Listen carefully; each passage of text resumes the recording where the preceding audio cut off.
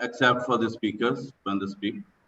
And then after the speakers have spoken, if you have questions or observations, you can raise your hand. There is a system in Zoom. You have to go to participants, and then on the right-hand side, the list of participants will come out, and there is an option to raise your hand. You can raise your hand, and we'll try to take as many questions as possible. For those who have joined through YouTube, please put your questions as comments on YouTube, and we'll try to take as many of them as possible. Now, may I request Mr. Ashish Fukan, Chairman of the FICCI Assam State Council, to kindly deliver the formal welcome address and take it forward. Thank you, Vishwajit. Good afternoon, everyone, and welcome to this webinar. The fact that over 500 have registered shows that all of us, somehow or the other, have been affected by these COVID-19. Can you hear me? Sir, just a second. Yeah.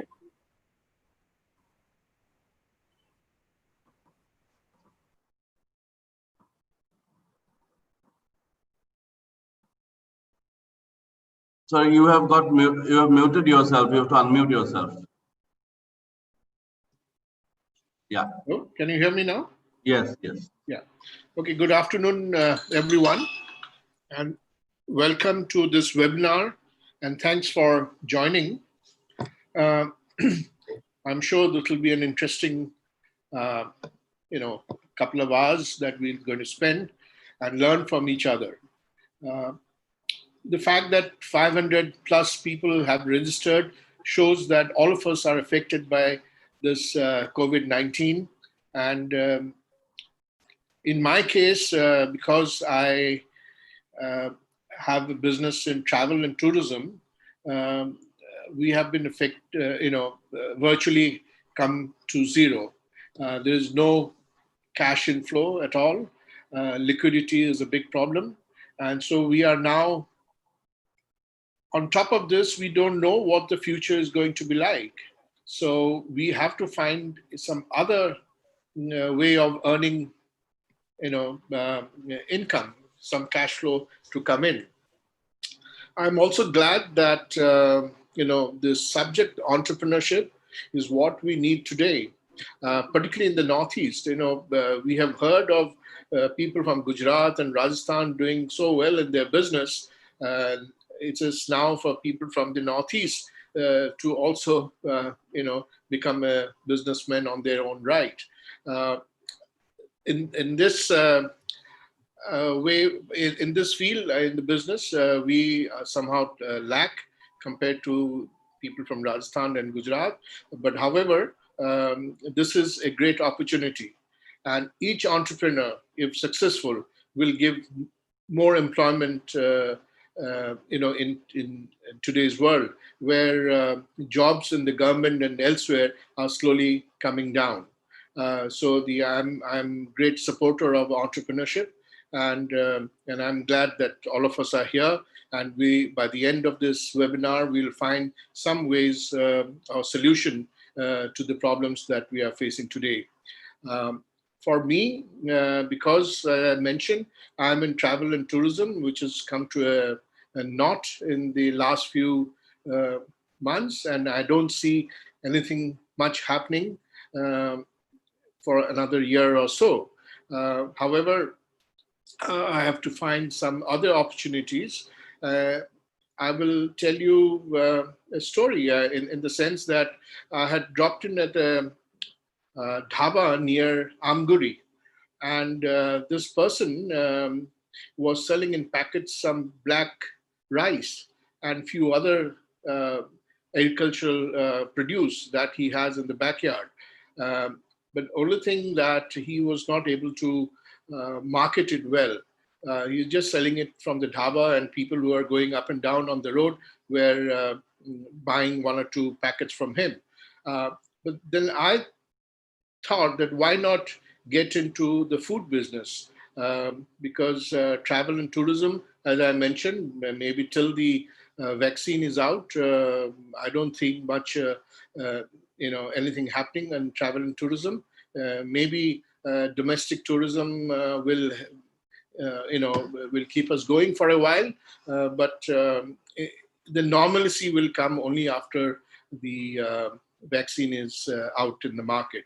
But till then, this is a great opportunity for me as an entrepreneur to get into another business, which I feel that food will always sell.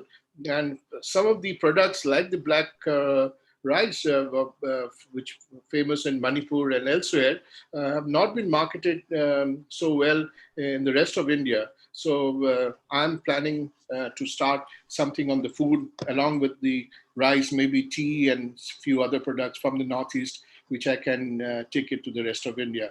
I may fail, I may succeed, but that's the risk every entrepreneur has to take. So I don't know many of you, and probably you also don't know much about me, but I will just say that we started about 30 years back with just 3 employees. Today we have 300 people in our company working, and we are taking care of them, and we have decided not to leave anyone. We are taking care of them till at least October, November, if things improve by then. Otherwise, we'll have to review our position. So that's on the travel side, and hopefully by October, November, I can get on with my food business, and hopefully, if everything goes well, both travel and food will work simultaneously. So these are my thoughts in the beginning, and let us open up to other speakers, and I'm sure we will learn from each other. Another request or I feel that we should help each other to grow. We are all part of Northeast. We have all been affected. If I can help any one of you, do contact me in whatever way we can. We will try to help. And similarly goes with the other. So let us help each other. Let us all grow and come out of this crisis as early as possible. So with these words, I will give it back to Vishwajit, who will take this seminar forward. Thank you. Thank you, sir, for the welcome remarks. Indeed, it is very trying times, and it's heartening that all of us have come together, entrepreneurs from all over the Northeast, people who are looking at entrepreneurship. And in this backdrop, I think that we understand the government's point of view. We have had a number of sessions, and people from the state governments of the Northeast have been joining. Today, we are privileged to have with us Mr. Kekrivor Kevichusa. He is the Commissioner Secretary of Industries and Commerce in Nagaland. He has kindly agreed to join us. He will be talking more about the opportunities in Nagaland. But I think there are learnings from the opportunities in Nagaland that we can all look at. And I'm sure the government of Nagaland would be interested in people who are interested in investing in Nagaland. Mr. Kevichusa, sir. Yeah, thank you so much, Vishwajit. And thank you to FICCI for organizing this webinar. Let me introduce myself. I am Kekrivor Kevichusa, and I am also new to the government of Nagaland because I'm here on deputation, and I landed in a situation where it's a crisis situation, and we have been doing a lot of firefighting and a lot of out of the box thinking we have had to be applied, and we have had to reinvent ourselves as a department also. And along the way, we have learned. There have been a few learnings also, as in the way government functions also. But to get to the issue at hand, if you talk about the entrepreneurship opportunities in Nagaland, let me just reiterate what Mr. Ashish Pukan has said earlier also, that the culture of entrepreneurship in the Northeast and particularly in Nagaland is, I would say, it's missing. And everybody seems to be after the government for solutions, whether it be job or whether it be SOPs. So government is also presently at the end of its tether. There's only so much that the government can do also. And right now, that's what we are feeling. So there are opportunities even in this situation. And I am here to talk about them and also to hear from other people and get suggestions, connect with people who are interested in investing in Nagaland maybe, and also in, get ideas on how to take things forward in Nagaland. So even after this webinar, I would ask whoever is interested to contact me, and I'll be happy to be in touch. But the response in Nagaland to the COVID situation is at the immediate level, the focus is mostly on agri and related agri and allied industries, because that is where we feel that the immediate impact is to be felt and the immediate aid is to be given, because being a rural area with mostly agricultural incomes, that is where the majority of the population is getting affected. And the response is that we are coming up with solutions for agri, poultry, animal husbandry. So these are pretty short term, but in the long term, we are talking about identifying districts for a single or only 2 crops, maybe, or agri and animal husbandry also, certain targeted interventions only. So government is now thinking in terms of clusters for everything. Secondly, the scheme for micro food processing enterprises, which is going to be launched on the coming Monday, is something that we are really interested in, because we feel that Nagaland, with its unique position in terms of biodiversity and in terms of its availability of agri products, food processing can be something which can give a lot of solutions in the middle and long term. So that is something that we are interested in. If people are there who can assist us, I welcome them. And also the traditional rural activities of handloom and handicrafts are also going to be given a push, because that is something which the industries department has been doing for some years now. There's something that we are familiar with. So we are really going to be giving a push to these industries in terms of identification of new clusters and just helping them to access loans and financial opportunities. Then we would also like to see investments in green energy and in helping Nagaland products get the organic tag also. And I think the Agri department is also really pushing it to get the organic classification. Now, green energy is something that I don't know if anybody can invest here, but I think the state has a lot to offer in terms of green energy. I think it's still virgin area, and if there's anyone who has experience there, I would like to hear from them also.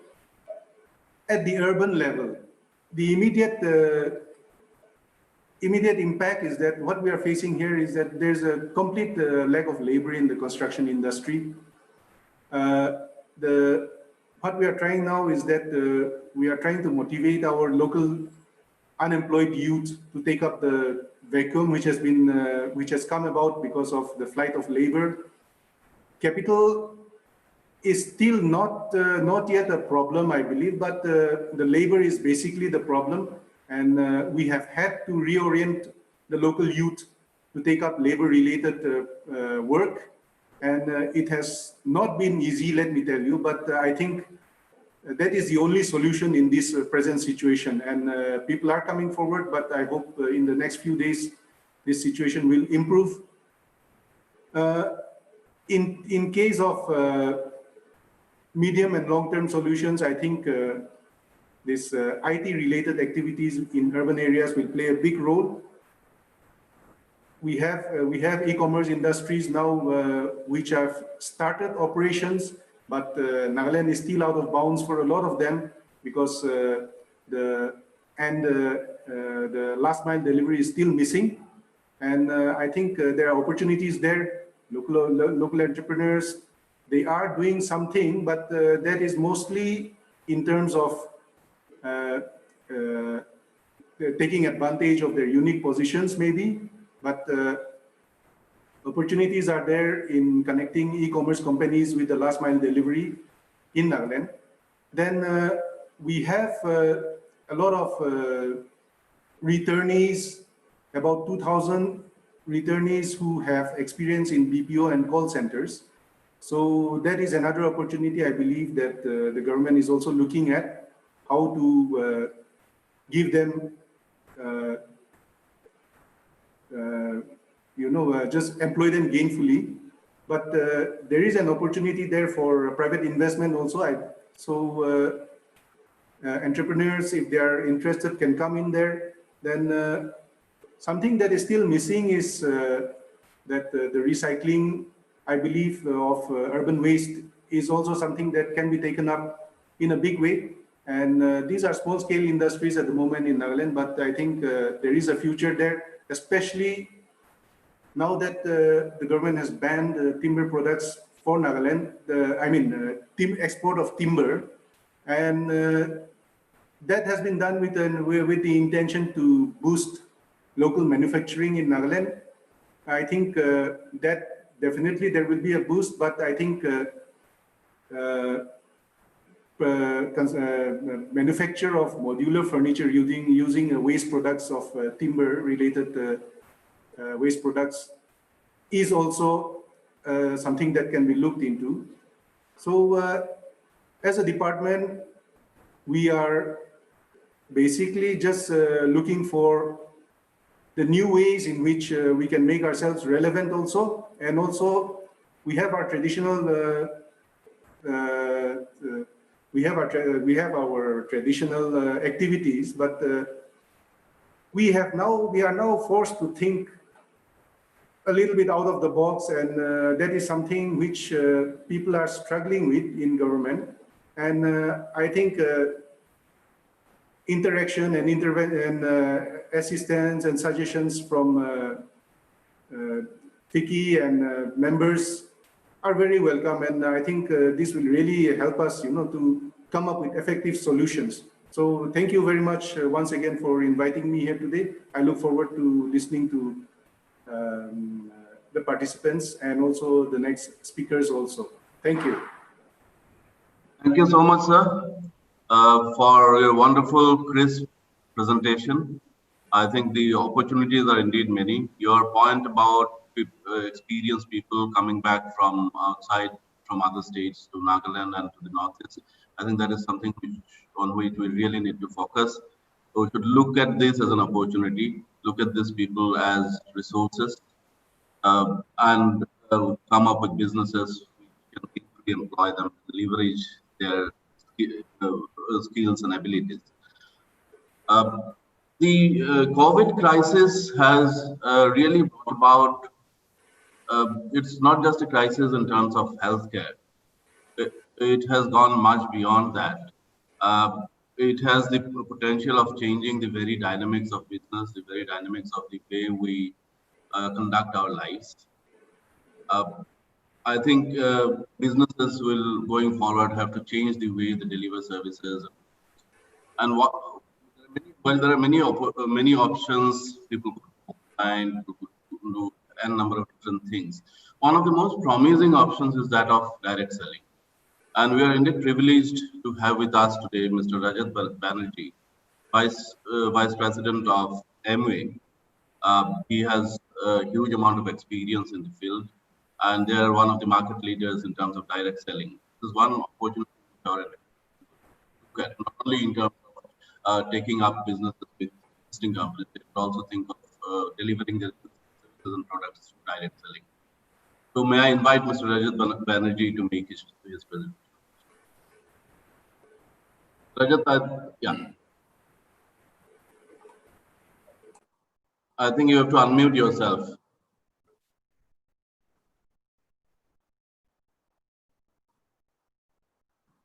Can you hear me now? Yes, yes. Okay, great. Thank you so much, Bishwajit, for the lovely introduction, and very good warm afternoon to everybody. I'm sitting in Gurgaon near Delhi, and I can tell you it's not just warm; it's quite hot out. It's about 40 degrees. So a very warm welcome to everybody, especially Mr. Kevi Chusa, who's just before me, and Mr. Ashish Pukan. Of course, I would like to speak today more as a FICCI mentor of the direct selling task force. That there is a, like, you have committees in FICCI, there is a small little task force on direct selling in FICCI here in Delhi. I've been the chairman for the last for previous 5 years, and from this year onwards, the secretariat has made me a mentor of this direct selling task force. So I'll just seek your indulgence and outline to you, take a couple of minutes to outline what is direct selling.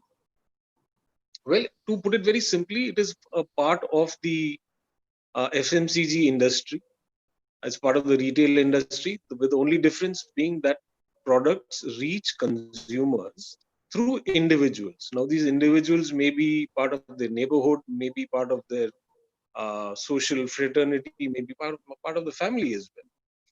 Globally, it's a very old industry. It's more than 100 years old. It's globally, it's about $180 billion industry, fairly large, and more than 20 million people are engaged in this industry in terms of as micro entrepreneurs. And here I would like to stress on the word micro entrepreneurs, because this is an industry that provides a livelihood possibility to individuals who wish to earn a living through this industry. If you look at the country, in India, this industry has been around for more than 25 years. As of now, we are not entirely in terms of clarity from the regulatory perspective. We are still working with the central government. The central government brought out guidelines in 2016, and thereafter 13 states have notified these guidelines, and our colleagues, including Bishwajit, are helping us talk to the various state governments, including Nagaland, sir, to bring about guidelines for this industry. And I'll tell you why it could be important. So in India, this industry has been around for more than 20-25 years. It's a fairly mid-size industry, not terribly large, but just the organized sector of about 35 to 40 companies account for a turnover of roughly 15,000 crores, right? And after the center brought out guidelines, when we had to kind of register ourselves with the Ministry of Consumer Affairs, we realized that there are more than 600 companies operating in this area. So here is where I would seek your attention, that barely 35 to 40 companies account for a turnover of 15,000 crores, where about 50 lakh people are engaged in their livelihood activities. So about 35 to 40 companies accounting for 15,000 crores turnover annually, giving a livelihood opportunity to 50 lakh persons in India. So you can imagine, if you just extrapolate and look at the additional 400 companies, they may be very small companies, but the guess could be, your guess could be as good as mine. Maybe this industry is 30,000 crore industry. We really don't know, and it could be maybe engaged maybe more than 10 million people could be engaged in this industry. Now, specifically coming to, let's say, Northeast, and if I were to look at the figures that the FICCI Secretariat has shared with me, and if I look at Nagaland specifically, there are more than 42,000 persons engaged in direct selling in Nagaland. The turnover of this industry is close to about 90 crores annually in Nagaland, and that would tend amount to a contribution of close to 12 to 15 crores to the state exchequer on an annual basis. So it's not a huge contributor in that sense, financial sense perhaps. But if you just look at the sheer numbers, 42,000 people involved in direct selling, and as is the global indices of this industry, out of this 42,000, close to 25,000 people engaged in this industry are women. Now, if we just keep those large figures or this raw data in today's context, today's unfortunate context, where I'm in Gurgaon, and though we were in lockdown for 2 months and it's opened up for the last 3 weeks, for the last week I can sense, because of Delhi, growing numbers of COVID in Delhi, that the lockdown is going to come back, and the society where I stay, the sector where I stay, 3 gates have been shut. So things are not looking good from many perspectives. So a lot of people what I'm trying to say is, a lot of people who had restarted going back to work now will again come under some pressure. I understand even large factories such as Hero, etc., have been, cautioned, Maruti, etc., have been cautioned from really going the whole hog. Now, in this context, given the data that I shared sometime, what we find over the last 3 months or so is that direct selling companies, direct selling entities have evolved very, very rapidly. For instance, as Bishwajit introduced me as being part of Amway, I can just give you the example of Amway. So I don't wish to project too much about Amway here, but the fact remains that this company has suddenly leapfrogged in terms of technology, whereby the human interface has come down to a large extent. And here I stress the word interface. So the number of people remain the same. So the number of people selling whatever company products hasn't gone down. But the interface between the seller and the consumer has reduced. Why? Because most registered sellers of any direct selling entity can go to that company's website, place the order of X number of products to be delivered to a consumer directly. So the consumer, so that human connect, the human touch in these difficult times is again minimized, and this industry can do reasonably well. If you look at the larger picture, so at one level, in a trying circumstance where human connect is being forced to be reduced. I think in the Northeast, you're very lucky that the numbers are less, and bless you all, it should remain like that. It should go down to 0.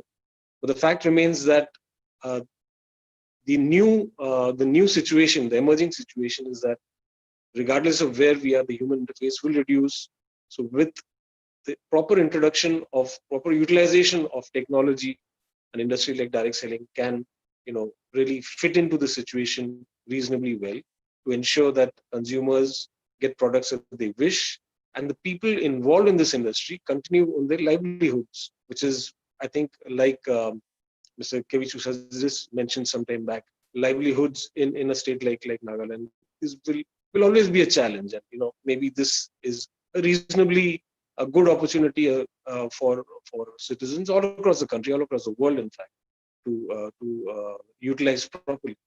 That apart, if you look at the macroeconomic situation, what we're seeing globally, since some of these companies are large and are 60, 80 countries, the concept of looking for a job in the West is kind of reducing, and we are all getting familiar with this term of the gig economy, where youngsters want to utilize X hours in a day to earn their livelihoods, and would rather spend more of the time pursuing their passions. So basically, they want to earn to fuel their passions.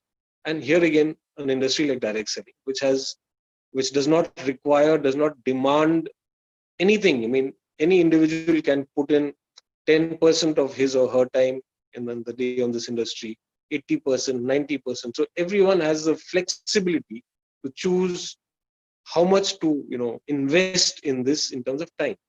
And when I talk about investment, the grand the secret recipe of this industry is that there is no investment for all these people. So when we talk of India, the 50 lakh people who are involved in this industry, or Nagaland, the 42,000 people who are involved in the industry, did not have to invest in terms of monetary terms to start this micro entrepreneurship of their own. So in the larger context, again, in the gig economy globally, we're seeing youngsters opting or looking for various options that give them a lot of options in terms of how to go about their lives. Because as Mr. Kevichusa did mention that, look, in the context of Nagaland, people are opting for very strongly for a government job, and government can give X number of jobs and not beyond that. But being a father of a teenager, my daughter's 18 years old, and being in a big city and looking at youngsters around me, the urge to qualify and get a job is not the dream number one. Passion is the dream number one. One unfortunate example I can give is of the actor Sushant Rajput, who gave up his engineering in third year to pursue his passion. Unfortunate for him that he probably rubbed people the wrong way in Bombay, and came to a sad close. But the fact remains that youngsters today do not view an education as a passport to a job, and even education is not terribly high on the cards. It is livelihoods. What can I do to fuel my lifestyle? That seems to be a mantra of the youth. And so if we look at the larger picture in terms of the gig economy, etc., put in as much time as you wish into this industry. No investment, zero investment in terms of monetary terms, etc. And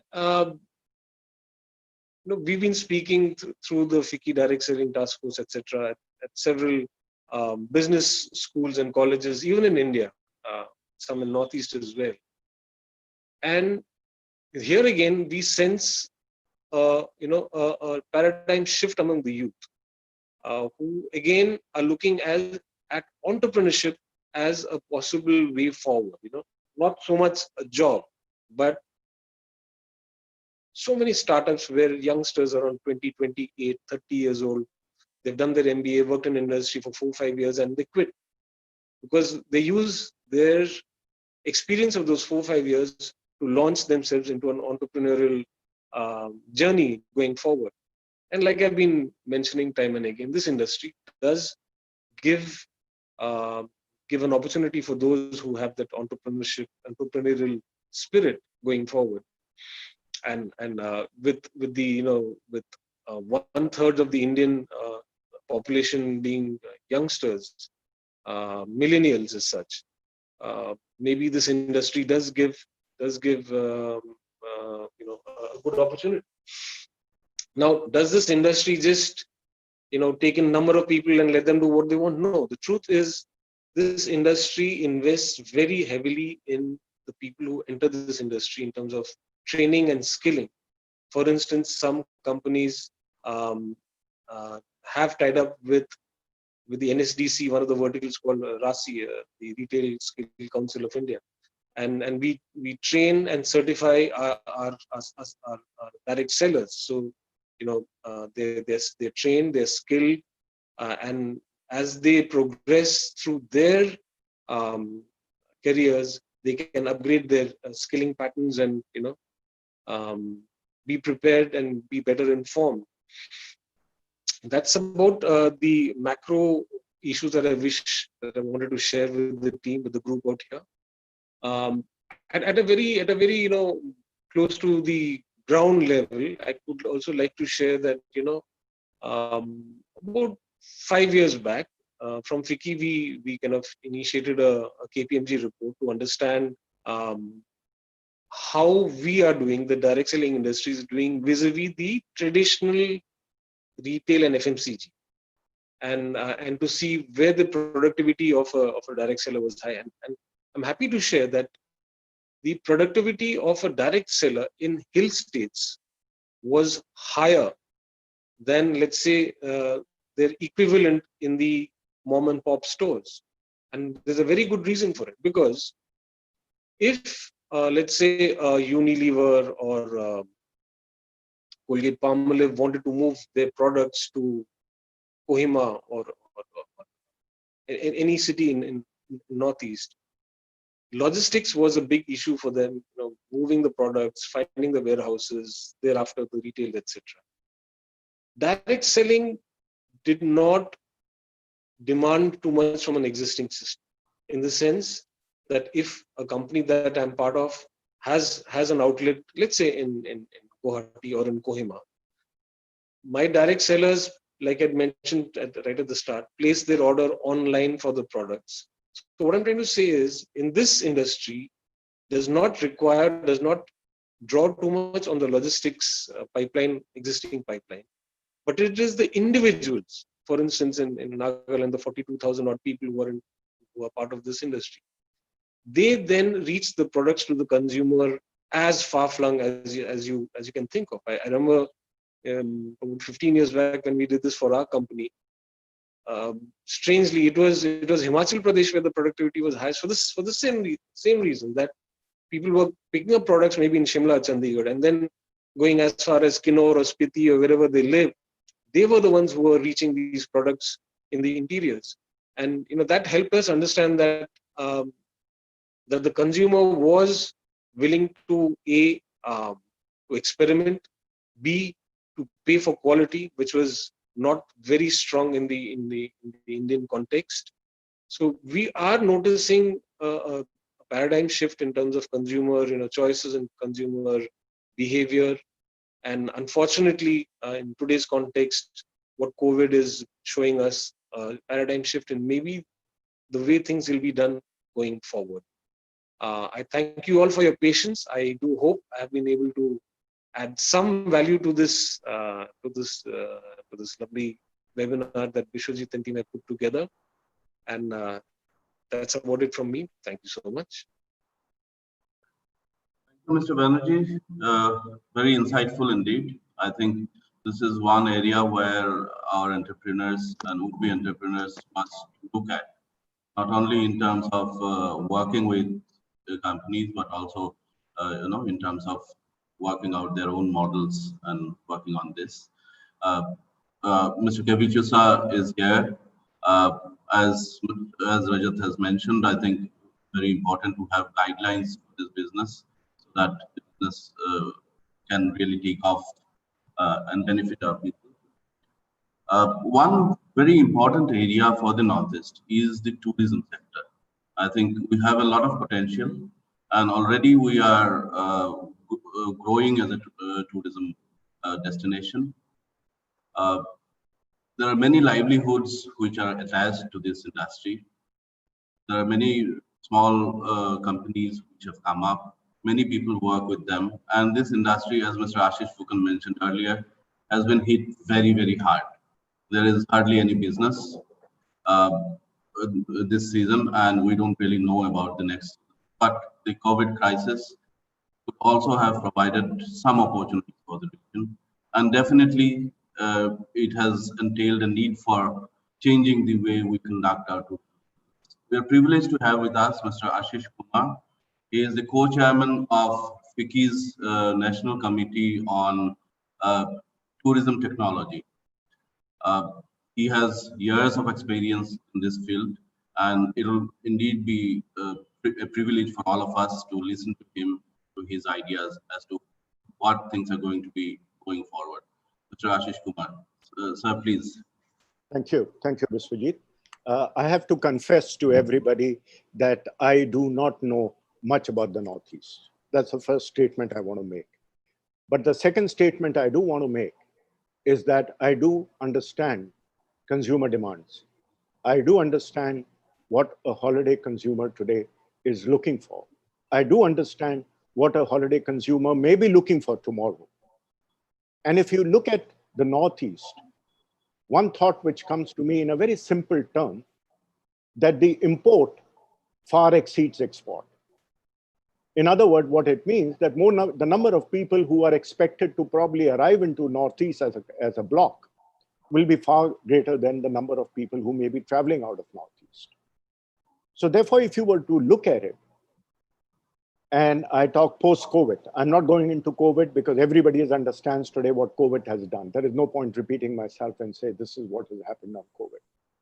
If you look ahead, to me, Northeast hasn't positioned itself well in the consumer's mind. And what does that mean today? There are three kinds of travel.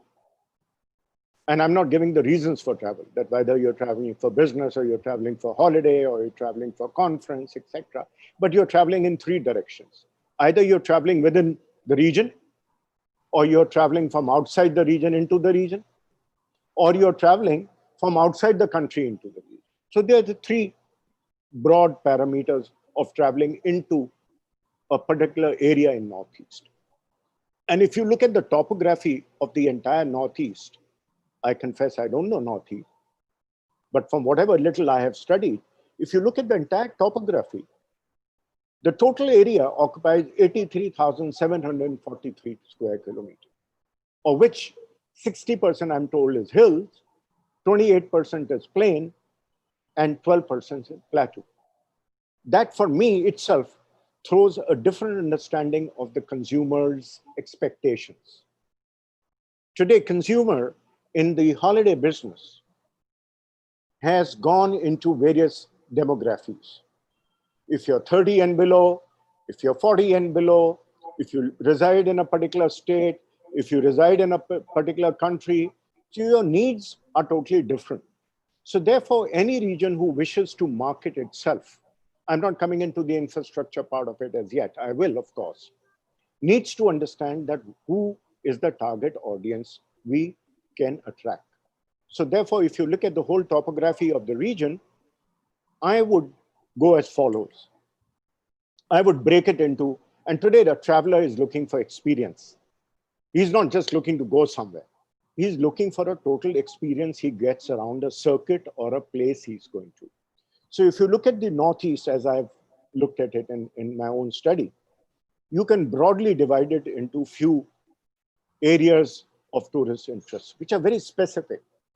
If I look at adventure tourism, I know across the states, I can do angling, I can do paragliding, I can do hiking, I can do camping. And if I were to do that, the first thing I would do is across the 7 states, I would identify circuits specifically for the reason of adventure. Then I will go to the point of entry as to how do you enter that particular spot for adventure and where do you exit out of? Will it be a 5-day kind of an adventure, or whether it be a 3-day adventure, or whether it be a 15-day, because all that depends on the circuits you're trying to connect. So therefore, I would go and look at the age bracket. Will it attract the Gujarati market? Will it attract the Tamil market? Would it attract the German market? And I would study it very closely to understand that which are the markets which will attract the adventure tourism, for example. Or if I was to look at ecotourism, be it animal safari, be it visit to a tribal area, again, I would look at a complete consumer expectation and see who would be my consumer for this. So similarly, I would break it down. For example, another thing I would break it down, I looked at the vast river Brahmaputra. And the thought came to my mind that why are river cruises not operating in river Brahmaputra? When I know the entire European channel of river cruises has grown because there are huge brands across Europe which specialize only in river cruises. Avalon, for example, is a company such.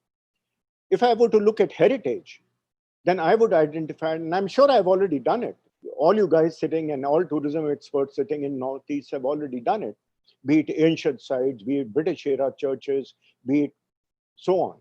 And if you look at Assam, obviously tea gardens and so on. So if I divide my entire Northeast into 7 or 8 types of consumer expectations, I would build my circuits around these consumer expectations. I would build my infrastructure around the similar expectation. I would see how I will land here. I will see how I will drive here. I will see how I will go by rail to this particular spot and how long do I have to minimum stay.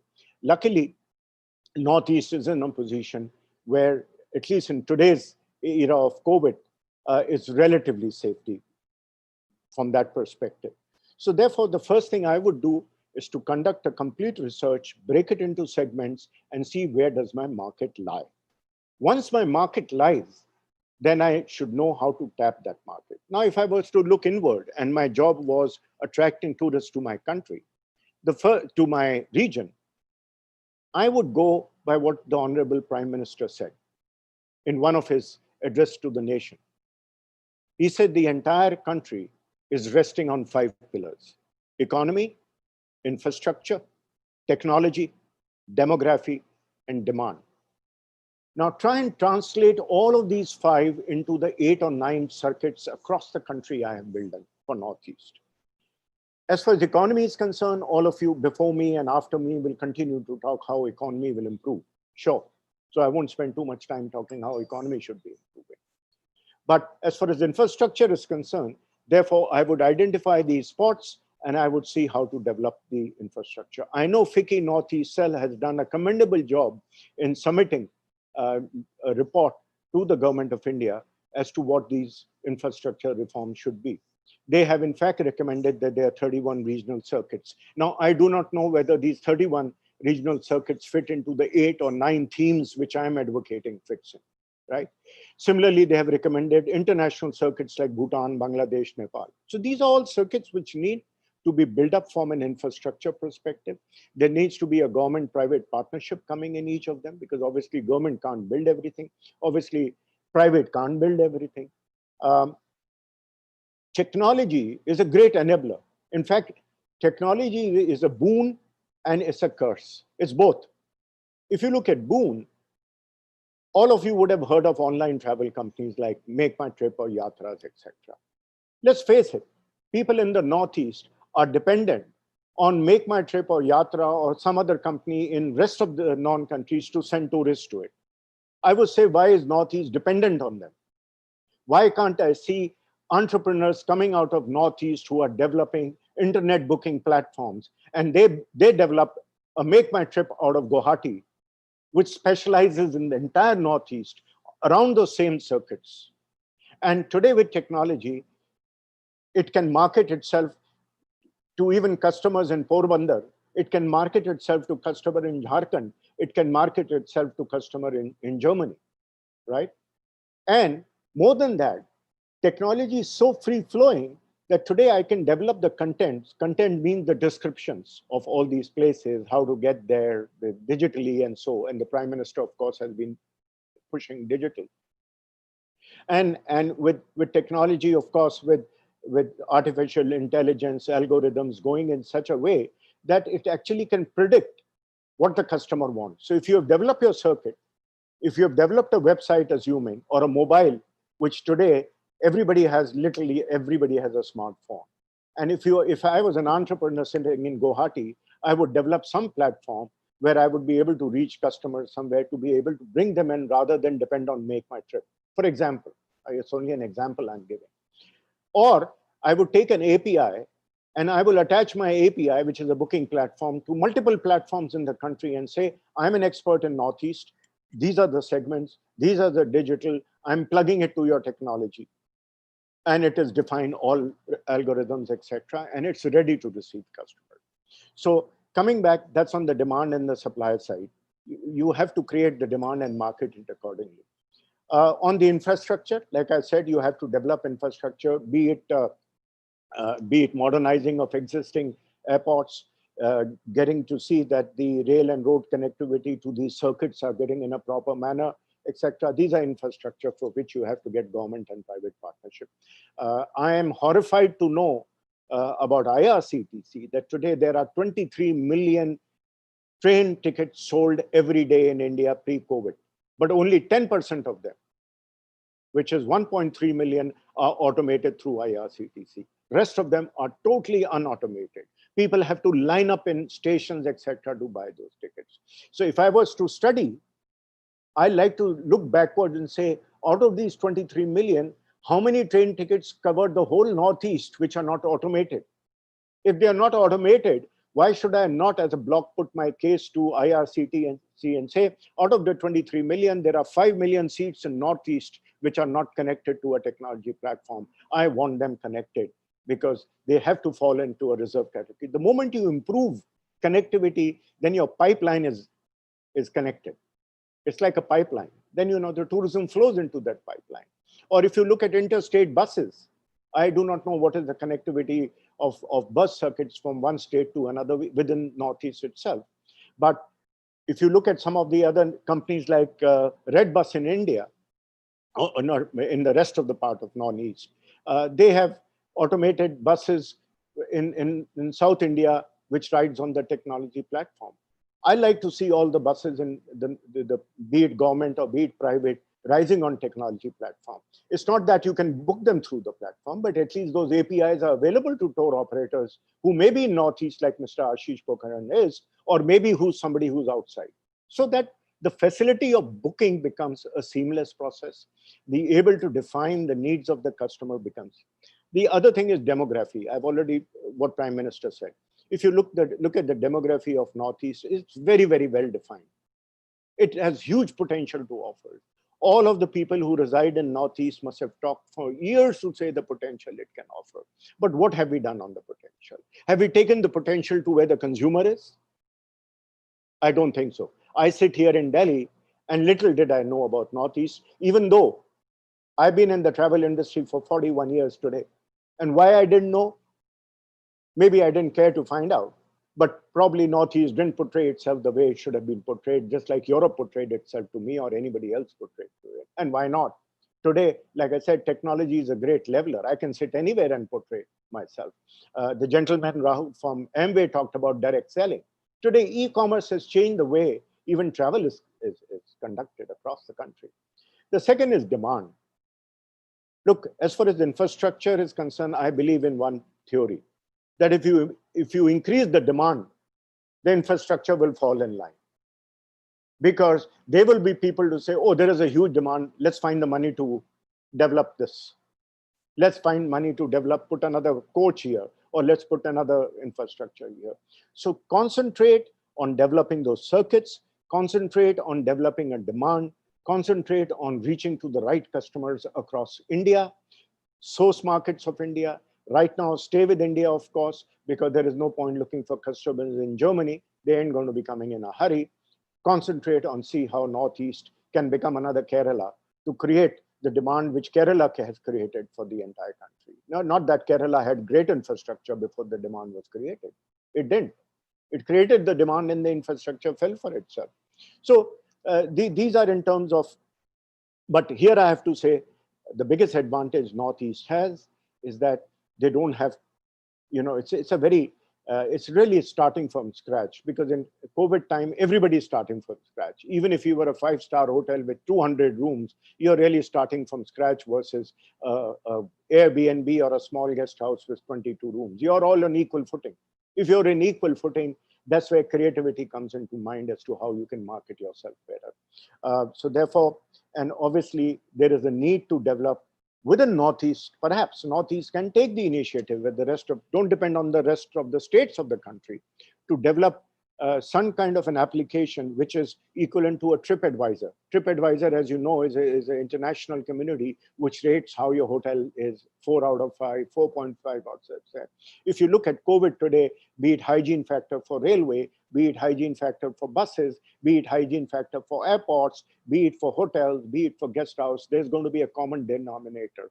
So if you develop a hygiene meter, right, you can portray to the rest of the country that, look, you're scoring great on hygiene in every front. But that you can only do it if there were entrepreneurs which were coming from Northeast itself to develop these applications, to develop these technology-driven platforms. I know you have to find the money to do that, right?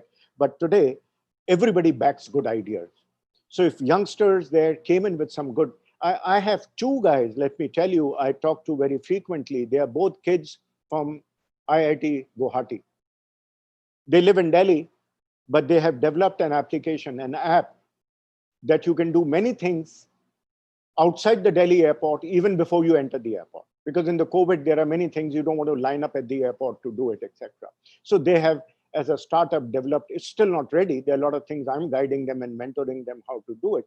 Their ambition, of course, is to make sure that, across the country, they tie up with most of the airports, that many things like check-in or lining in queue or buying something from the duty-free or buying something from the shop is done much in advance, even before you enter the airport, so that you don't have to line up. So all these are innovative things. One, lastly, I'll conclude.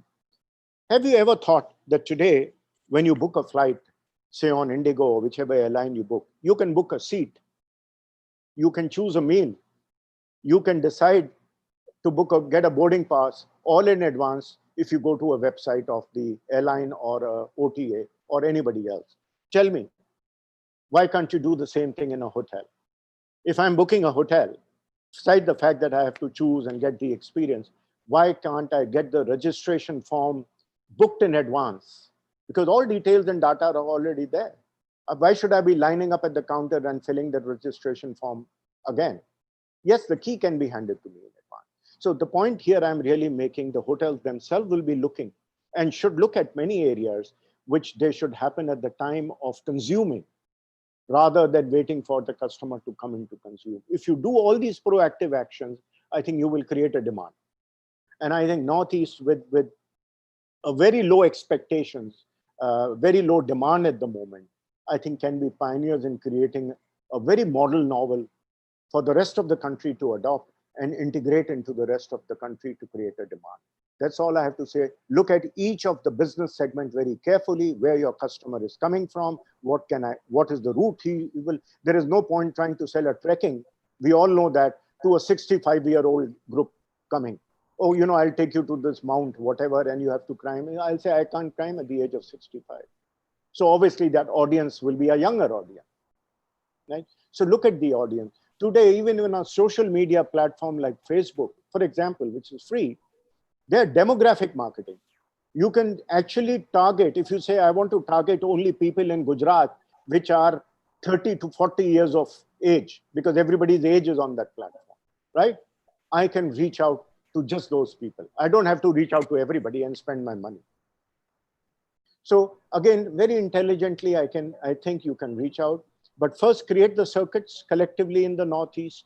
And obviously infrastructure has to come in, private partnership, government partnership, but create the demand before all this expected. And technology is a great leveler to be able to do that. Thank you. Thank you so much, Mr. Ashish Kumar. Sir, you have really put it very nicely in the sense, I think customer is king, we all know.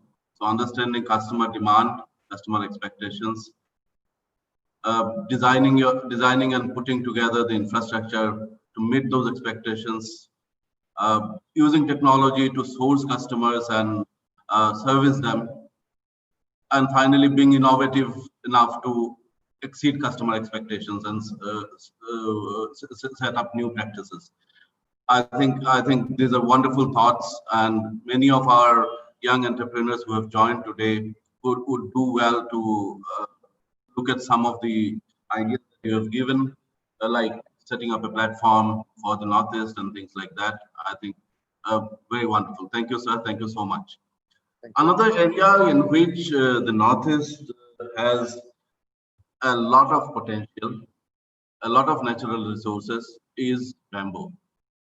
I think we produce a good percentage of the country's bamboo production, approaching close to 40%. And yet we do not process much of that bamboo in the region. So there are lots of entrepreneurship opportunities hidden in this sector. And we are privileged to have with us Mr. Ron Pakrashi. He is chair of the FICCI Assam subcommittee on agro-food processing. He was also associated with the only bamboo park in the Northeast. He has a lot of experience in this sector. May I invite him to make his presentation, please? Ron, I think you have to unmute yourself. Yeah. Good afternoon, everybody. I believe I'm audible to everybody. Well, as Bishajit said, that yes, the bamboo is the biggest, rather the 50% of the bamboo of this country comes from Northeast only. See, bamboo is one of the most abundant, environmental friendly and sustainable resource available in the Northeast, which is not to its potential, reached to its full potential. Bamboos offer numerous opportunities in this regard. There's much potential for expanding it in view of commercial cultivation and economic utilization of bamboo as a substitute for the fast depleting timber resources. Government of India as well as Government of Assam has taken many comprehensive programs of bamboo for sectional upgradation, enhancement of employment opportunities for artisans, promotion of value addition through well-designed product, development of optimum propagation and conservation and diversifying production and processing activities through organized community action has been taken up by the Government of India as well as Government of Assam. A bamboo farm once started practically could continue to exist for years on giving you some form of residual income. To make sure the bamboo variety you have chosen is suited for your place, climate and soil. Grow it in on small scale first. Planting bamboo should follow recommended specification, particularly with regard to spacing.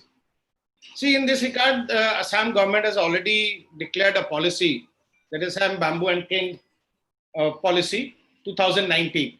I'll give a brief about that, which will help a lot of young entrepreneurs to understand the policy, and they can go to the Government of Assam and check out, because this comes under the National Bamboo Mission and which has been helped by the Government of Assam. So as I was saying, the bamboo is a versatile and strong, renewable and environmental friendly material, which everybody knows. So bamboo has a lot of economic benefits, and that is why it is a brisk business to start a bamboo farms. Because of its strength and resilience, bamboos are utilized as a building material, which everybody knows, that scaffolding, roofing, flooring, etc. in the construction industry. It can be used to make furnitures. Well, we, at least in Northeast, we are well acquainted, and in entire the world, the bamboo furnitures are well acclaimed, well appreciated. Artisans from Assam, from Nagaland, from Tripura are well versed with the work, and people are well aware of the bamboo furnitures from this part of the country. And bamboos are also used for writing surface. Bamboo fiber are used for making high fiber papers, quality papers, used for textiles nowadays, even bamboo textiles, fiber textiles, which is a new thing, and another thing which is a musical instruments. I know a group in Assam which play music with all their instruments are made of bamboo. Now, bamboo basically takes up a global challenge for you with a couple of the global challenges, like shelter security through the provision of safe, secure, durable, and affordable housing and community building. Livelihood security through generation of employment in planting, primary and secondary processing, construction, craft, and manufacture of value-added products. Ecological security for conservation of forests through timber substitution as an efficient carbon sink and as an alternative to non-biodegradable and high embedded energy materials such as plastics and metals. Food security through bamboo-based agroforestry system by maintaining the fertile of the adjoining agricultural lands and as a direct food source, example, edible bamboo shoots. Stating this, that there is a tremendous demand of bamboo in the domestic and global market, there is an immediate requirement of increase of production of quality bamboo to meet the enhanced demand in the other sections of the society, apart from elevating bamboo-related traditional industry as well as bamboo enterprises. See, in the Northeast, most of the places, if you walk into any village, I think you will be greeted with the bamboo first, then the human being.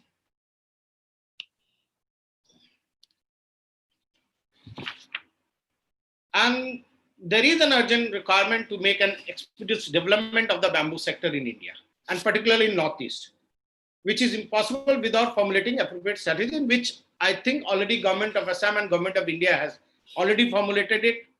When I'll describe about it, you will come to know that there are very good policies and subsidies and grants which have been announced by the government of India as well as government of Assam under their policy of 2019. The market for bamboo and bamboo products are growing over the years. There are people who are really making good bamboo products. You might have a lot of seen, if people who have walked into Guwahati airport, you must be seeing there are walls made of bamboo woods, which has replaced the traditional wood. So the entire wall has been made of bamboo wood, which looks very lucrative, very durable, and it is harder than ever teak wood even. So from the year 2022, the growth in the bamboo industry should be starting to acquire a definite contour. While focus in the foundation years was on the industry, they were already using bamboo as a raw material in the paper industry and handicrafts. We already, people are all aware, there was a paper industry in Assam, but both are closed nowadays because of other reasons. It's not that the non-availability of bamboo, it is because of other reasons. It needs to be revived so that the bamboo can be, and it will generate a lot of employment and entrepreneurship. In the India, the Northeast, as I said, the largest stock and the diversity of bamboos. So the India has the bamboo and per hectare is very low compared to the other countries. So that is where we need to look out. The bamboo plantation rising should be encouraged and promoted to their high value, productivity, uniformity of crop, choice of spices linked to people need and industrial need. See, bamboo has to be treated, earlier bamboo was never treated as a component. Now it is to be taken as an industrial raw material component.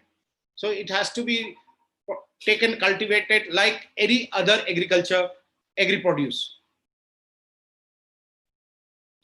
The bamboo forest constitutes about 13% of the total forest area of the country, and out of that 50% of the bamboo is produced in the Northeast region itself and West Bengal. India has the second largest bamboo reserve in the world after China. That's a very great thing to know.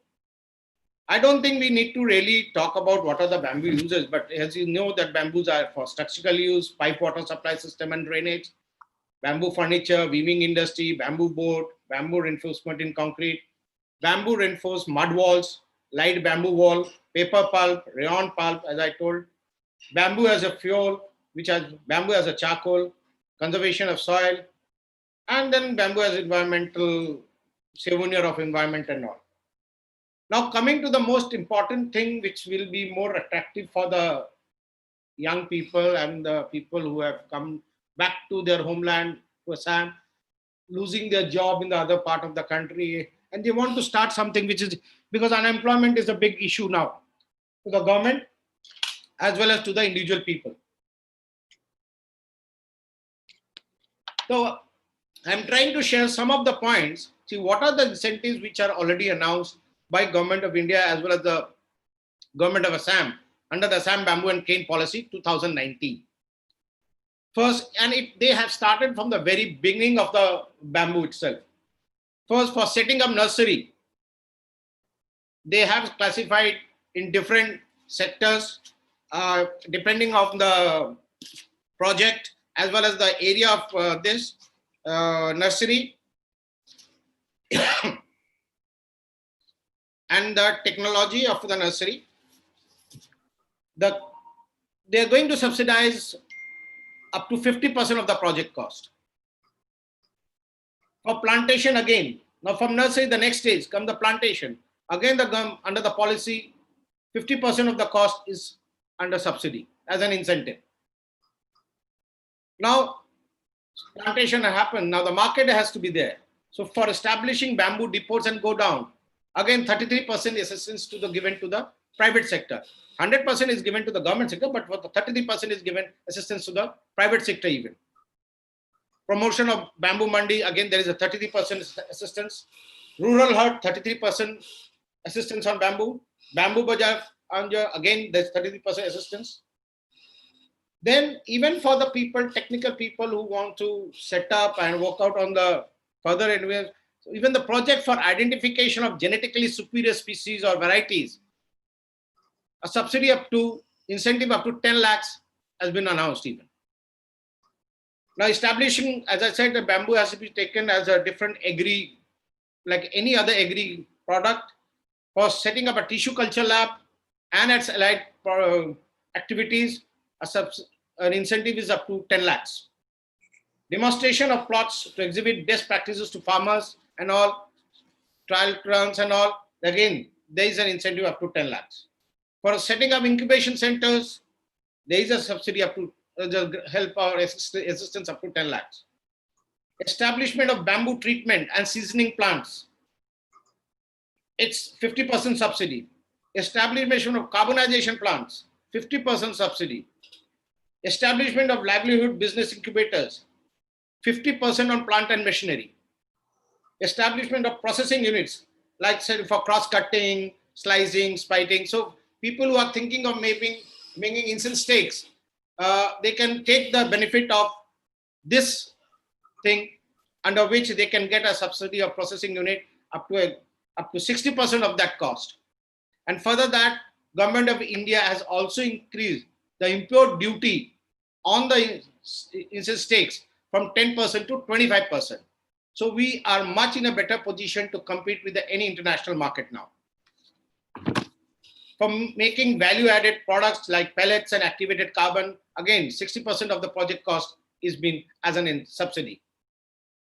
Now, for establishing like micro, medium processing units like handicrafts, cotton industry, furniture making, jewelry, bamboo shoot processing under food and all, and extra, a lot of other things. There's a huge list of products which can be derived out of bamboo. And as everybody knows that in bamboo, nothing goes waste. So again, there is a subsidy up to 60%. And so there are much more incentives are there. One who is really interested to get into the industry, bamboo industry, and look in as an entrepreneur, they should visit to the Director of Industries and Commerce, the bamboo division, which is office situated in Bamuni Maidan. They should visit there, get educated, and they can easily start up the things.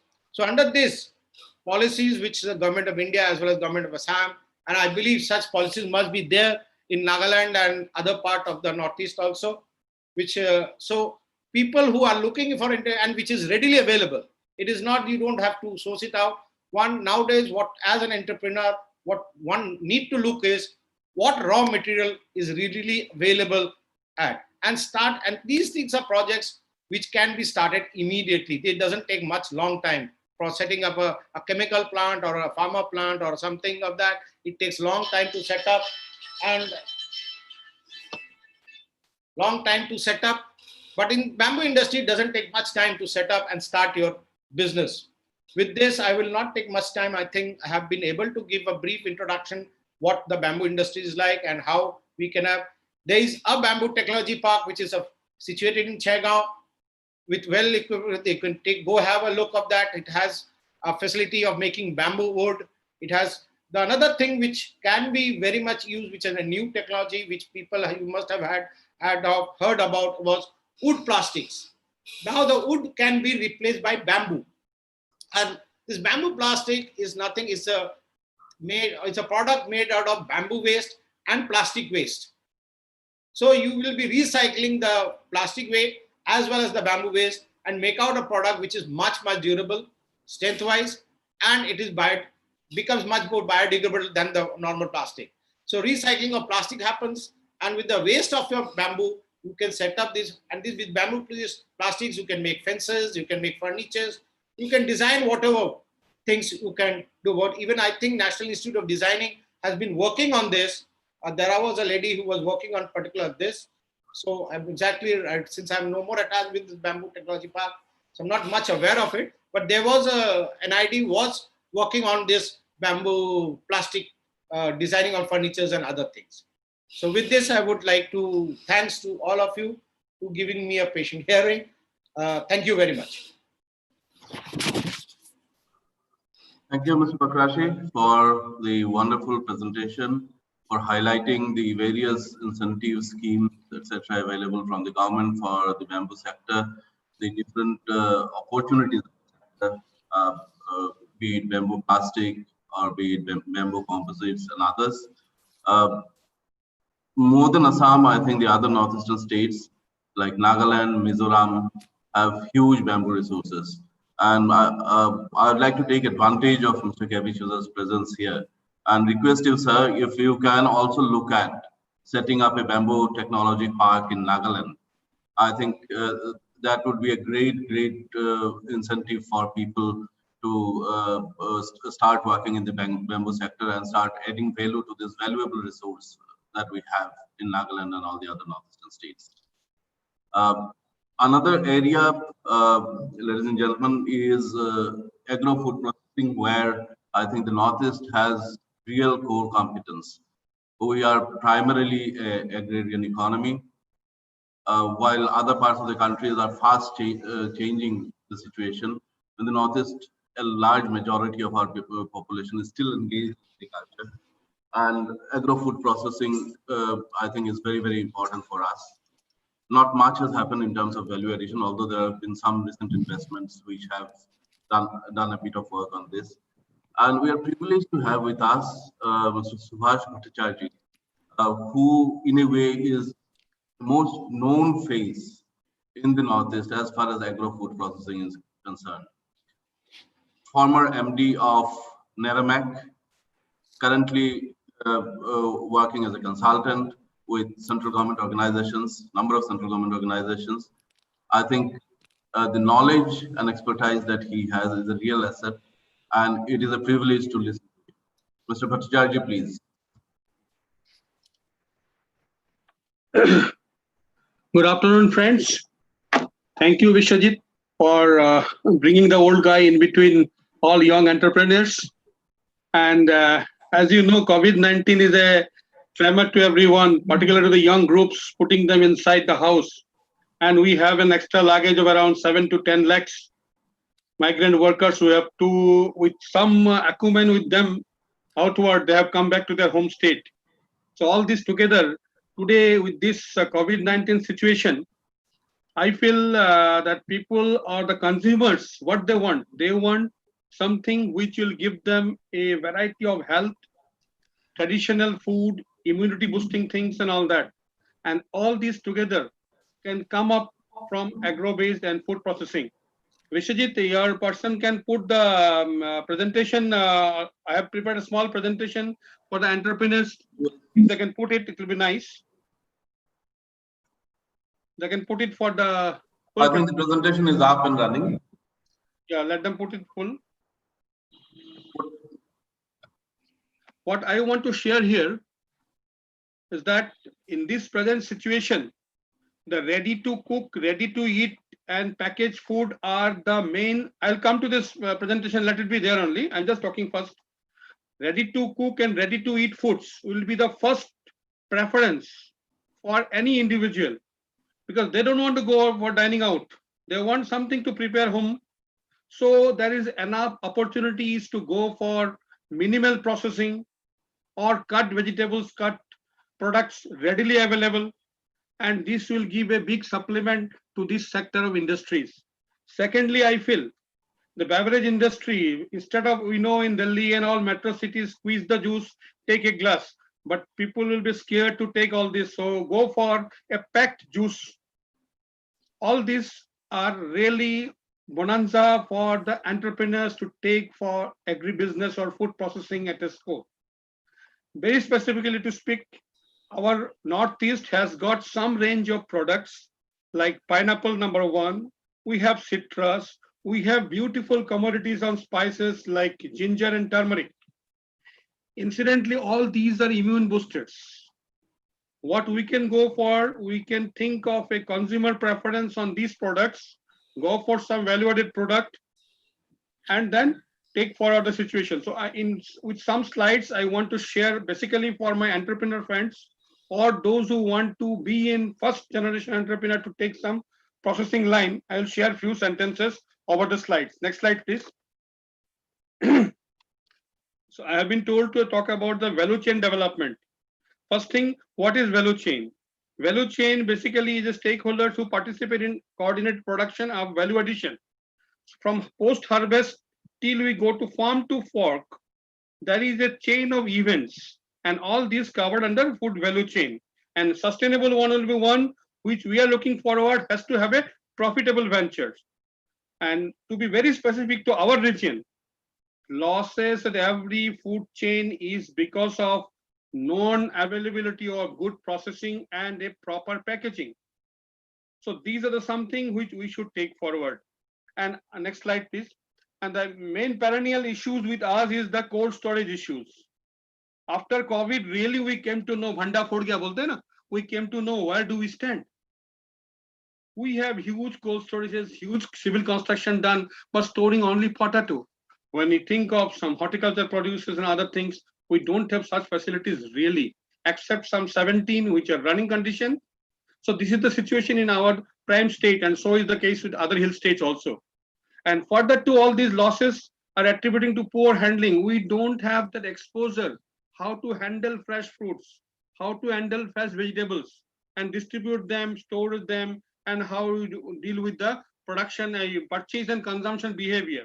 So all these together, we have lot of possibilities, and migrant workers and any those people who are interested to come forward, probably, yes, there is a venture with you which can come forward in agribusiness. In this sector, I just want to share the promoting of startup companies, the entrepreneurship to different schemes of Government of India. Our professor, our officer from Nagaland has already told, even Ashish Phugan Saab has told in the very beginning, go for black pepper. He is thinking of this black rice. Incidentally, Sir Phugan Saab, black rice has got a GI also last month. So these are really good product from this sector which can come up if we can put in a system. And through startup companies in agri sector is very rare. If you go to the site of startup companies, you'll find 5 to 8% only on agri sector. But there is a possibility with COVID-19 situation, we can go up to 25-30%. I'll come up on this. And one advantage in this sector has come with the Atmanirbhar Abhijan, whatever have been declared recently by the government. MSME's definition, it has been redefined. We can go for micro industries up to 1 crore. So this is a bonanza only. And probably we can come out with this agri sector in a big way to support the COVID-19 as an opportunity than thinking pandemic and shut down, sit and home. Next slide, please. This is in general the sector, how it looks like. Fruits, vegetables, dairy and marine, meat, poultry, grain processing, health supplement. So in this sector particularly, Northeast, if we come for fruit and vegetable sector. Yes, dairy and marine has a lot of advantage. And thinking of some of the hill states, we have meat and poultry possibilities in a big way. One of our entrepreneurs recently has started with the egg plant here in this Assam only a few days back. He is now bringing up 4 lakhs eggs. Similarly, some industries can come up which can support. Otherwise, these are all coming from the outside of the region. Next slide. Next slide, sir. So this is the, if you see the food processing segment, what I told you, I put in system, fruit and vegetable, meat, poultry, dairy, marine, then grains and consumer foods. And incidentally, the level of processing in fruit and vegetable is hardly 2 to 3%. This is the data of 18-19, 2.2%, probably now 2%. But interestingly, it can go up. Next slide, please. Value chain. Here, if you see farm input, if you think of agriculture or horticulture commodity, the input supply is a business. Then comes farming, is a traditional business going on till we are in monocropping. We can go for multi-cropping in different sectors. We can go for a lot of prepared spices in tea gardens. Then we have got this aggregates, sourcing and putting them aggregate them. This is also a business where we can put our people to earn some livelihood. Then comes processing and value addition. Through some value addition, we can have the impact of giving employment. And logistical supplies. Logistics are the constant block for the region. COVID-19 bolo, yeah, otherwise also we were not that much value addition being done in this region. So we have not lost anything. Probably this has given a scope to take a front step forward. And then comes retail food services. And here retail food, really we have found a good thing in this pandemic situation, at least in Guwahati, what is noticed is that a lot of young guys have come with apps and marketing their producers directly. So this is in turn a bonanza to reaching the consumer. So I feel the value chain of processed food, if we think of input supplies, the best inputs, And coming to ultimate to the consumer, we have in every sector possibilities to get employment. And when there is an employment, when there is an activity, there is money on that. So economic possibilities are there if we really study the things and go forward. Next slide, please. Can I have the next slide? In agriculture, what do we do? We can go think of, see what we have. We have some FCI silos, nothing better than that. We can think of public-private partnership. We can go for some silos for infrastructure. Then you can go for cleaning grading line for primary processing. Then go for starch extraction for some products. And we grow very good rice. We have got scented rice, parboiled rice. All these processed rice could be made a venture in agriculture mainly, because we are mainly rice producing states. Next, please. Coming to horticulture. The Northeast is full of horticulture activities, fruits, vegetables, and spices, and each of them has got delta, delta, delta. And incidentally, among those horticulture crops, in Northeast, we have 12 crops which has got geographical indication registration.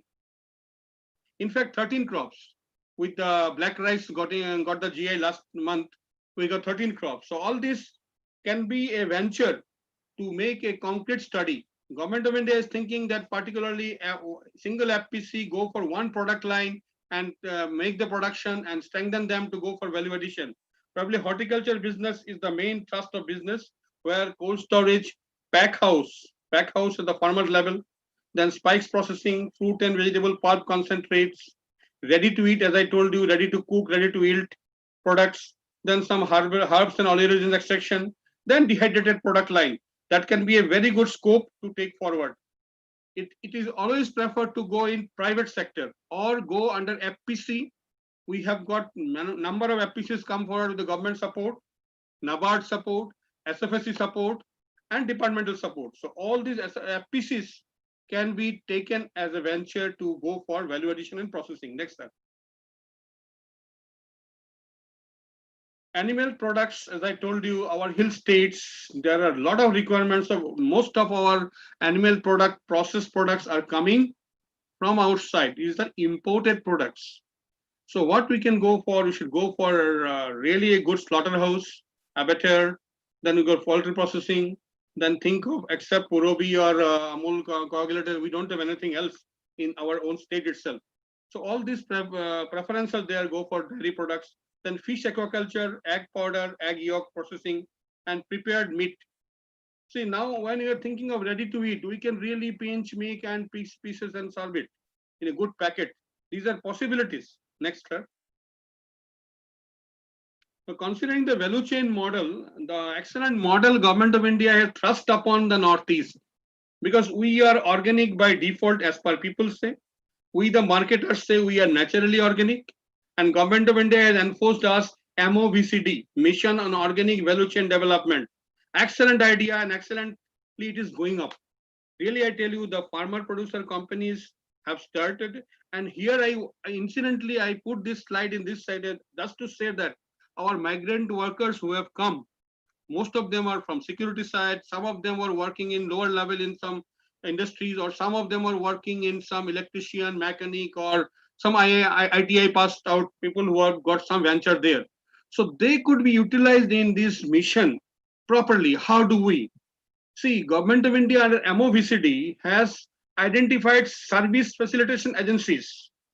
They should ensure quality of the producers they are making, what are the input supplies they are giving, what are the output, how they are processing or marketing. There is a service group or service facilitation agency identified and which are under a package of their MOVCD, and every mission director of the state, when they are forming the FPCs, for each FPCs, they are appointing service providers.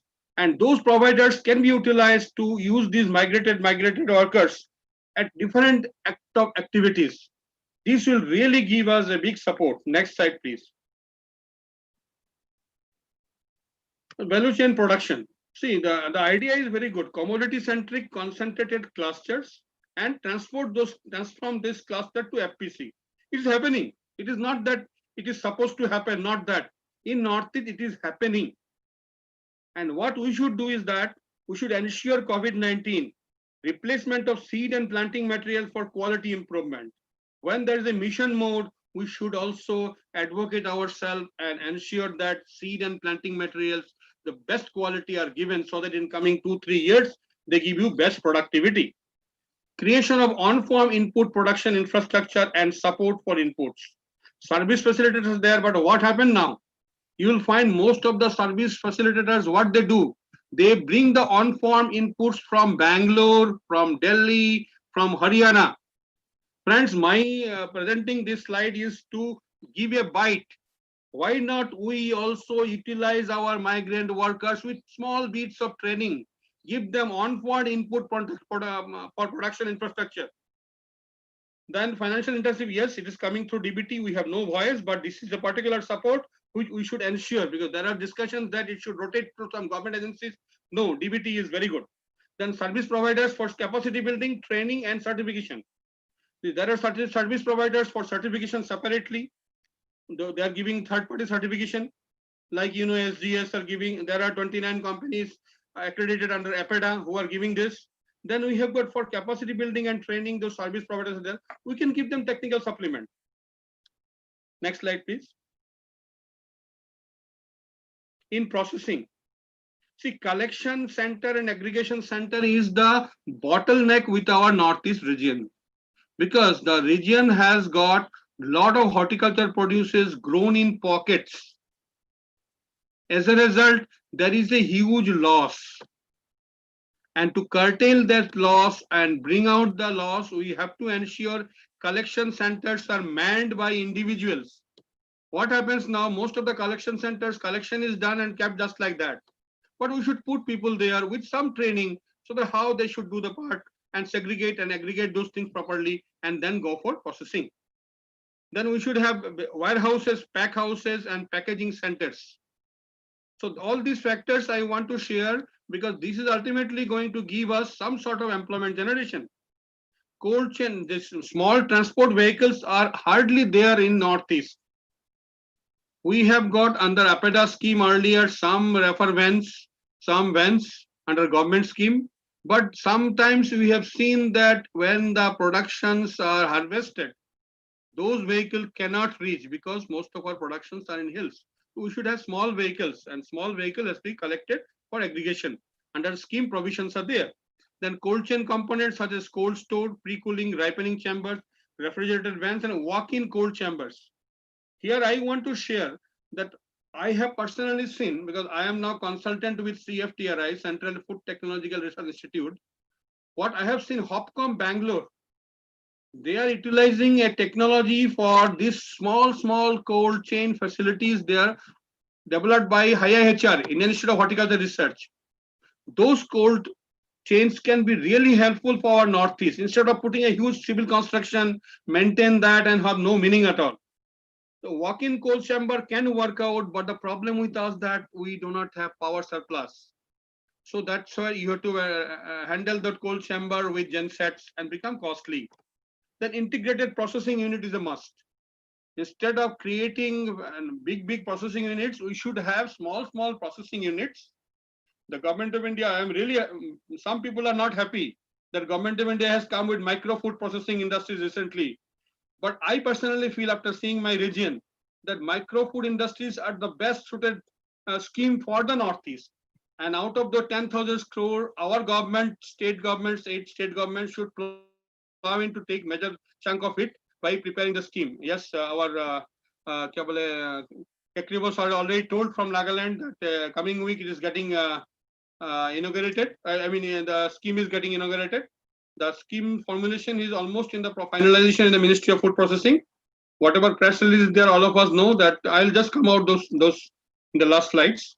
So these are some of the places where we can then come to value chain processing. After aggregation and all that, we go for integrated. Next slide, please. Can you go to the next slide? See, every processing ends up with marketing. And marketing main purpose, Northeast people have suffered branding, labeling and packaging. Just now Ashish Kumar sir was telling, no? Our tourism secretary from FICCI. that Northeast never has been seen. But we have number of exhibitions, number of programs, tour films happening. But probably we are not branding it.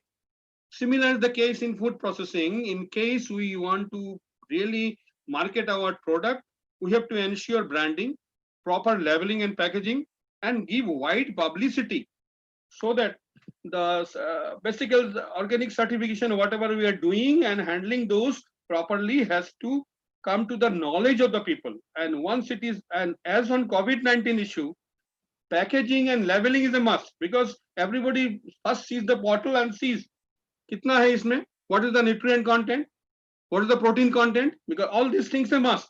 So we should ensure that proper labeling is done. And of course, seminar, conference, wherever, workshop, we should ensure that the FPC people are going there to bring an awareness and dissemination. Then temporary hiring of space in premium markets to promotion the brand. Northeast, we should not go for any other brand. We should go, see, most of our products are on the third year certification. So we are going to have organic products only, certified organic products in major chunk of products, which are marketable. And we should really go for temporary hiring of space in premium markets and promote. During when I was MD in Neramek 2007-2014, those days in 17 of the this Delhi metro markets, departmental stores, we had small outlets. We give it franchise under scheme, under CSR of those departmental stores. So such things we should try and ensure that things happen. Next, please. So this is the organic pineapple from Nagaland. Sir, sir, you are there? This is the organic pineapple from collection, packing, and marketing done, and it was sent to Delhi, and it got a good price. Some of the producer market in the Delhi market and found good. Next slide, please.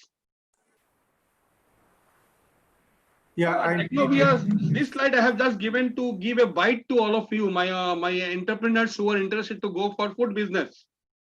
See, North American recruitment, they are telling that there is a growth of 31%. Mr. Bhattacharya, I think Mr. Kevichusa wanted to say something. I'll take 2-3 minutes, sir. Mr. Kevichusa just wanted to make an intervention. Yeah, please. Please tell me, sir. Sorry, you have muted yourself. That's okay. I can speak after he finishes also. So thank you, sir. Right, sir. So what happened, you know, this particular slide is the key drivers is health benefits of processed fruits. And most of our fruits surplus are having health benefits. We should go for value addition. Next slide. This is a contrary to many in the Northeast. We say we don't have production.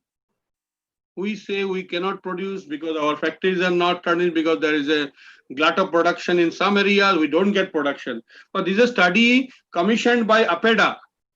When Pawan Bhattakur sir was the chairman, very recently he has come to Government of India this Monday only. He commissioned a study, and that study was done by Sadhguru Analysis of Hyderabad, and it has been vetted by Ministry of Statistics and Program Implementation. Here we find we have rice marketable surplus to the extent of only 5%. So we can go for rice milling and other things. Come to some of the producers like pineapple, we have got 95% marketable surplus. Citrus, 85%. Jackfruit, 83%. Then we have got for this banana, 80%. Then we got tomato around 70%. So I think enough. We should ensure to take 4 or 5 of our products and make the sustainability of the projects and ensure that we get the best out of it. And when we have turmeric and ginger as medicinal, we are nowhere to beat by others. Now what happens? Andhra people from Andhra Pradesh, they and Chennai, they are taking our turmeric with water and developing curcumin and marketing across. And we have the highest curcumin content Lakadang turmeric, having 7.5% of curcumin. So these, and moreover, Lakadang has come as a mission in Meghalaya from 1819. They are increasing their productivity from around 17,000 to 50,000 metric ton. And this is the second year they are happening. So situations are changing in Northeast, and we have enough scope to ensure that our region can be the agri-business operator. And Ashish Fukan sir has rightly told in the very beginning of the session, he is trying to pose this situation of 3-4 months to agri-business. Sir, it will be a boon, sir. And your expertise in travel agencies and other things will really be a support for such industries, because that can be a margin for many. Next slide, please. This slide probably I should skip because already Ashish Kumar sir has told what the Honorable PM say about self-reliance. We have to ensure economy, bring a quantum jump, signify our modern India, drive by latest technology, and each of these factors, and last line is be vocal for local, comes for Northeast. I personally feel all these are words which are synonym to agribusiness in Northeast. We have to ensure to go a big jump, and we have to signify our region, Northeast. We should not go to chicken force and go to pan India for marketing. We should utilize Southeast Asian market and have the marketing done, and ensure to have the latest technology. I'll put in my next slide what latest technology I mean. So latest technology must, because if you see Northeast, most except 1 or 2 plants in Mizoram or Tripura, most of our plants are all God forbidden plants, because there are age-old plants outlived that cannot give that much of capacity building and value addition.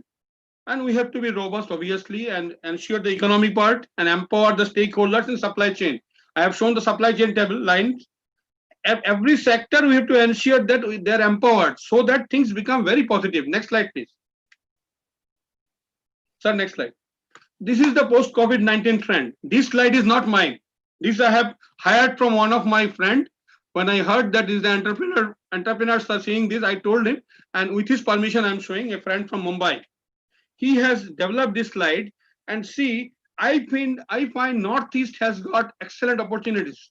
We need to go for convenience food. As I told you, ready to eat and ready to cook foods should be the on-go system, and immunity foods, develop mental health, and immunity is a must now if we have to come out of the COVID situation. Cut vegetables, I have told, minimal processing of cut vegetables, functional food and nutraceuticals.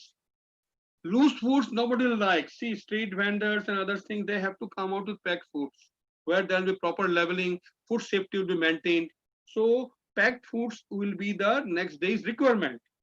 And again, home cooked foods. Home cooked food supplemented by the cut vegetables and RTE and RTC foods.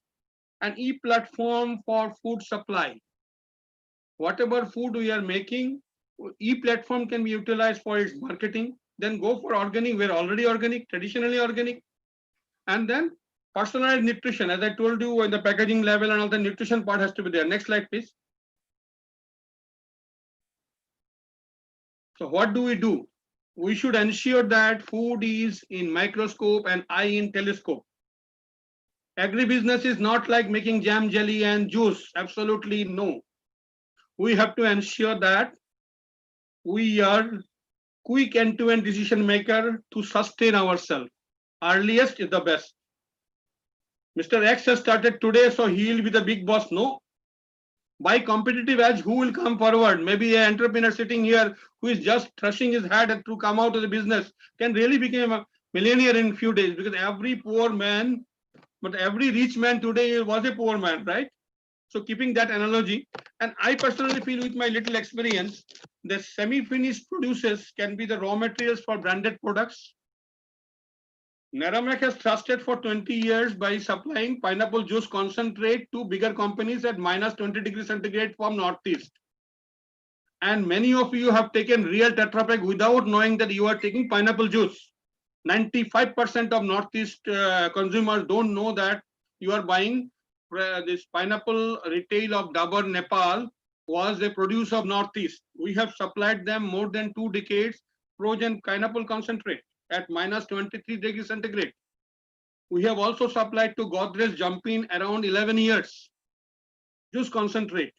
So those were the days when we used to give semi-finished product for the concentrate at 64°C, 63°C bricks, so that they can make it a beverage or juice and market. That I feel we should still continue by anybody in a private sector. Then come hub and spoke model. We speak many a time. We have hills in different pockets. We make small primary processing. and go for micro food industries at the field level. Then bring up those to an integrated project and take forward. Then retail packaging, we should ensure the protein part, the nutrition part. And supply chain, I want to highlight on 3 sectors. E-commerce should come in a big way. Digital marketing will be the massive surge. Everybody wants not to go and fight in the market and find a bottle of any product. They want to get the best out of it, and we should utilize this. Our young boys and girls of Northeast are educated. Plus point, they know how to handle digitally, and most of these people who have come from other places again to their motherland, also very tech savvy, at least in terms of their mobile handling. So all this together, we can really come up, and I feel supply directly to consumer what we have seen in this COVID period, 3 months. Middleman is almost gone. Most of the producers, farmers are giving and their hand delivery at home. So this situation, whatever has happened, we should ensure that this remains with quality and proper packing. And my request, the government machineries are here. Sir is here from Nagaland. Any other officers from any state governments is there. Please utilize your viability gap funding for cold chain and post-harvest facilities. Don't enforce our entrepreneur to take the loan and get 33% or 50% grant to create cold chain. You have under Government of India viability gap funding.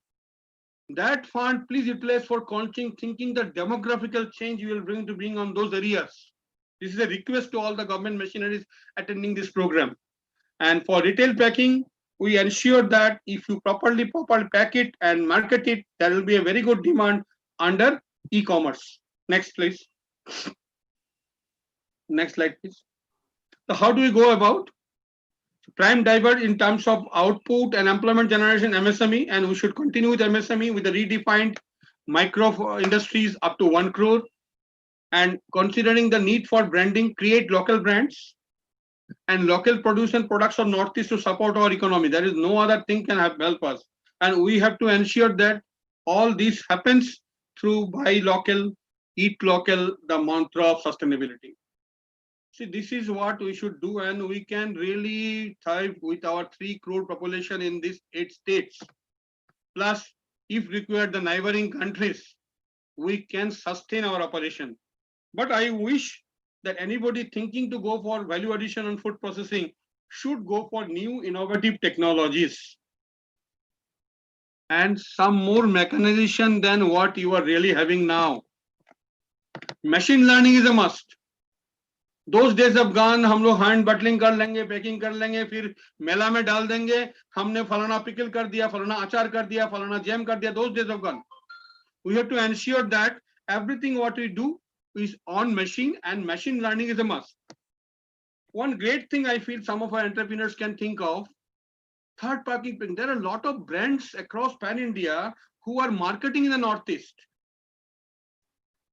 Their production, our entrepreneurs are empowered to do such production planning. So third party packing for those products, it will be easy for market. So that kindly somebody who have got links, or I can give some links, anybody interested for third party with some of the brand groups. Then as I told you, digitalization is a must. Then artificial intelligence. See, someone say of late we have seen in COVID situation, artificial intelligence worked.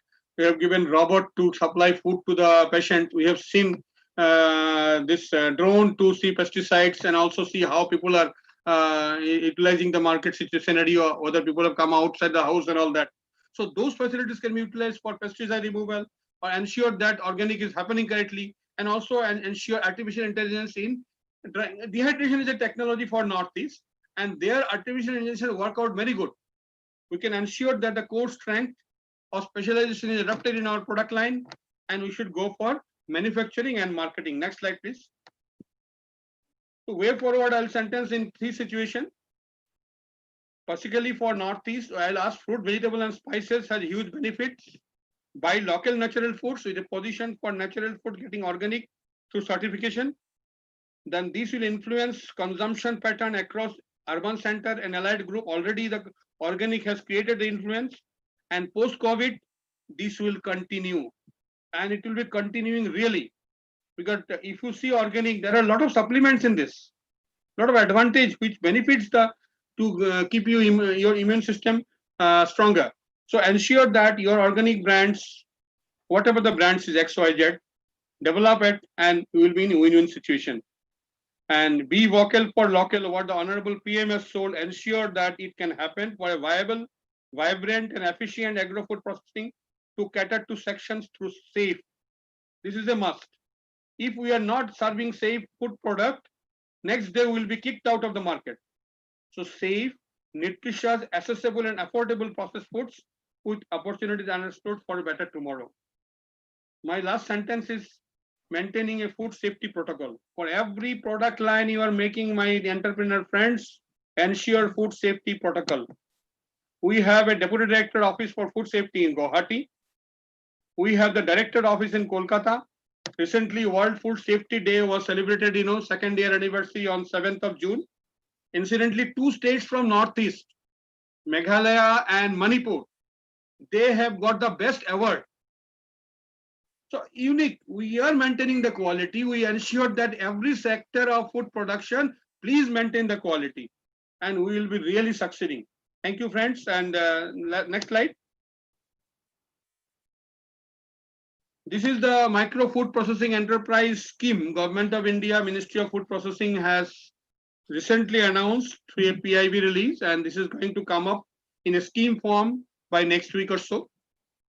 Really economic resilience for the Northeast, yes. Big boost for FPC, self-help group, cooperatives, and micro enterprise. Because we need micro enterprise only. Very best micro enterprise can only sustain us. Copycat like making like Delhi, Mumbai, or others will not help us. And all of us know about the Prime Minister Kisan Sampat Yojana, which gives a lot of support. We have a mega food park. Another micro food park is coming up near Tejpur. So all these together things are there, and PMKSY scheme, anybody interested can see the MOPI website and get. But micro food processing industries, anybody interested, contact me. I can give the details of this. And final scheme is getting out. That also can be supplemented. And such things should come up. Next, please. Well, friends, with this few sentences, I want to close. But we feel that Northeast has got enough of opportunities from post-COVID, because we were zero industry in any way. So zero industry in any way, if we gallop to 2, 3, 4 steps and come to 10%, 5%, whatever it is a win-win game for us. And friends, since I represent CFTRI, I just share one sentence here. We have developed many low-profile food processing technologies which can support small industries. We have some technologies which are available free of cost, and some, of course, on premium. Anybody interested can contact. On the last slide, I have given my email ID and the phone number. Thank you, friends. Thank you so much. Thank you, FICCI, for giving a slot to share my thoughts. Thank you. Thank you, Mr. Bhattacharya, for your very detailed presentation. I think it is very useful. People can take a lot of ideas from this. As we are running a little behind schedule, I think without further ado, I'd like to request Professor Gautam Datta from the Indian Institute of Foreign Trade to make his presentation. Ladies and gentlemen, we all know that Northeast is surrounded by a long international border, and we like to think that we have a lot of export potential. Number of speakers have also alluded to it. So may I invite Professor Gautam? Vishwajit, can I just come in quickly? Yeah. Thank you, Mr. Bhattacharya. Very interesting presentation. And actually, as an entrepreneur, I am now have so many questions, and I Yes, see sir. great opportunity. So, Sir. is it possible to meet you face to face? And if there are many entrepreneurs in today's webinar who would like to have a chat and get to know the food processing as Mr. Bhattacharya just laid out, and the opportunities there, Vishwajit, is it possible to take the names down of those interested and have a face-to-face meeting with Mr. Bhattacharya in Guwahati, depending on the number of entrepreneurs who are interested? I, for one, is very interested. So I would like to... I'll be personally in touch, Fugan Sahab. So that's great. If there are more people... Because being a senior citizen, So we have to wait for a few more days to go out, right? Yes. That's true. And I would like the younger entrepreneurs who want to keen on the food processing to let us have a group meeting with Mr. Bhattacharya, who is so experienced and is willing to help. If you can, Vishwajit, if you can organize this. Sure. If there are people from outside the Guwahati, then maybe we can do just for food one webinar like this, which Thank you, Fugan probably Saab. our Thank you. friends can also participate, in this. Whichever way. Thank you, Ji. Thank you. Take Thank care. you. We'll be happy. I'll be Sure, happy to associate. sure, we'll do that. I think we'll take down the interest, and given the COVID situation, as Mr. Bhattacharya said, I think a face-to-face meeting might have to wait for some time, but in the meanwhile, we can definitely do something online. Oh, yes. Thank you so much. Thank you, Ji. Thank you. Thank you. We'll meet. Now, may I invite Professor Gautam Datta, please? Sir, please go ahead. Yeah. Good evening, and thank you, Vishwajit, for inviting me to speak a few words here. Ashish, Mr. Fukan, and Mr. Goel from Industries Director, Tripura, Commissioner and Secretary from Nagaland. Sir, good evening. Mr. Rajat Banerjee, Ashish Kumar ji, Ram Pakraishi ji, and Subhas Bhattacharya ji, my friend, and Vishwajit, of course, and other members of FICCI, and dear entrepreneurs friend. I'll be speaking basically on the export opportunity because I know that a little bit of entrepreneurship. I was director of Indian Institute of Entrepreneurship located in Guwahati, and right now I am with Indian Institute of Foreign Trade. So I understand entrepreneurship and foreign trade and export opportunity, particularly with reference to Northeast, because I belong to this place, to that place, and I found that it's very interesting that how this COVID scenario is giving an opportunity for us Indian, as a whole, exporting opportunity. And many people will be saying and raising eyebrow that why there is an opportunity. I would say that look, this opportunity comes from, and I've been talking about it, pan India. That is an opportunity for us right now to work on and enhance the opportunity in terms of exportation of our products. The opportunity comes from the fact that, see, in international business, say in this world, beautiful world, there are around 220 sovereign countries, and our trade, goes on across crisscross, and as a result of that, we see $1 trillion of trade, that happened and continue to happen. There is no respite in it. If with COVID or without COVID, that will continue to happen. Now, see, in these circumstances, that is right now the world is, getting threatened in terms of COVID. Say the countries of the world, those who are good exporter, we have seen them in the history that they have been exporting a lot. And one of the country that they are also exporting a lot is obviously everybody knows China. Other countries, say the developed countries of the world, those who we call developed, and we are developing, and there are least developing countries as well. The developing countries, always at some disadvantageous position when the trade happens. We have been trying to enhance our export and we have been doing well. I mean to say the developing country and the least developing country, but always we face some problem. And whenever I was asked what is the problem, we said that we have not been able to be at par with some of the countries of the world, like developed countries, in terms of exportation, possibly because of the country of origin effect.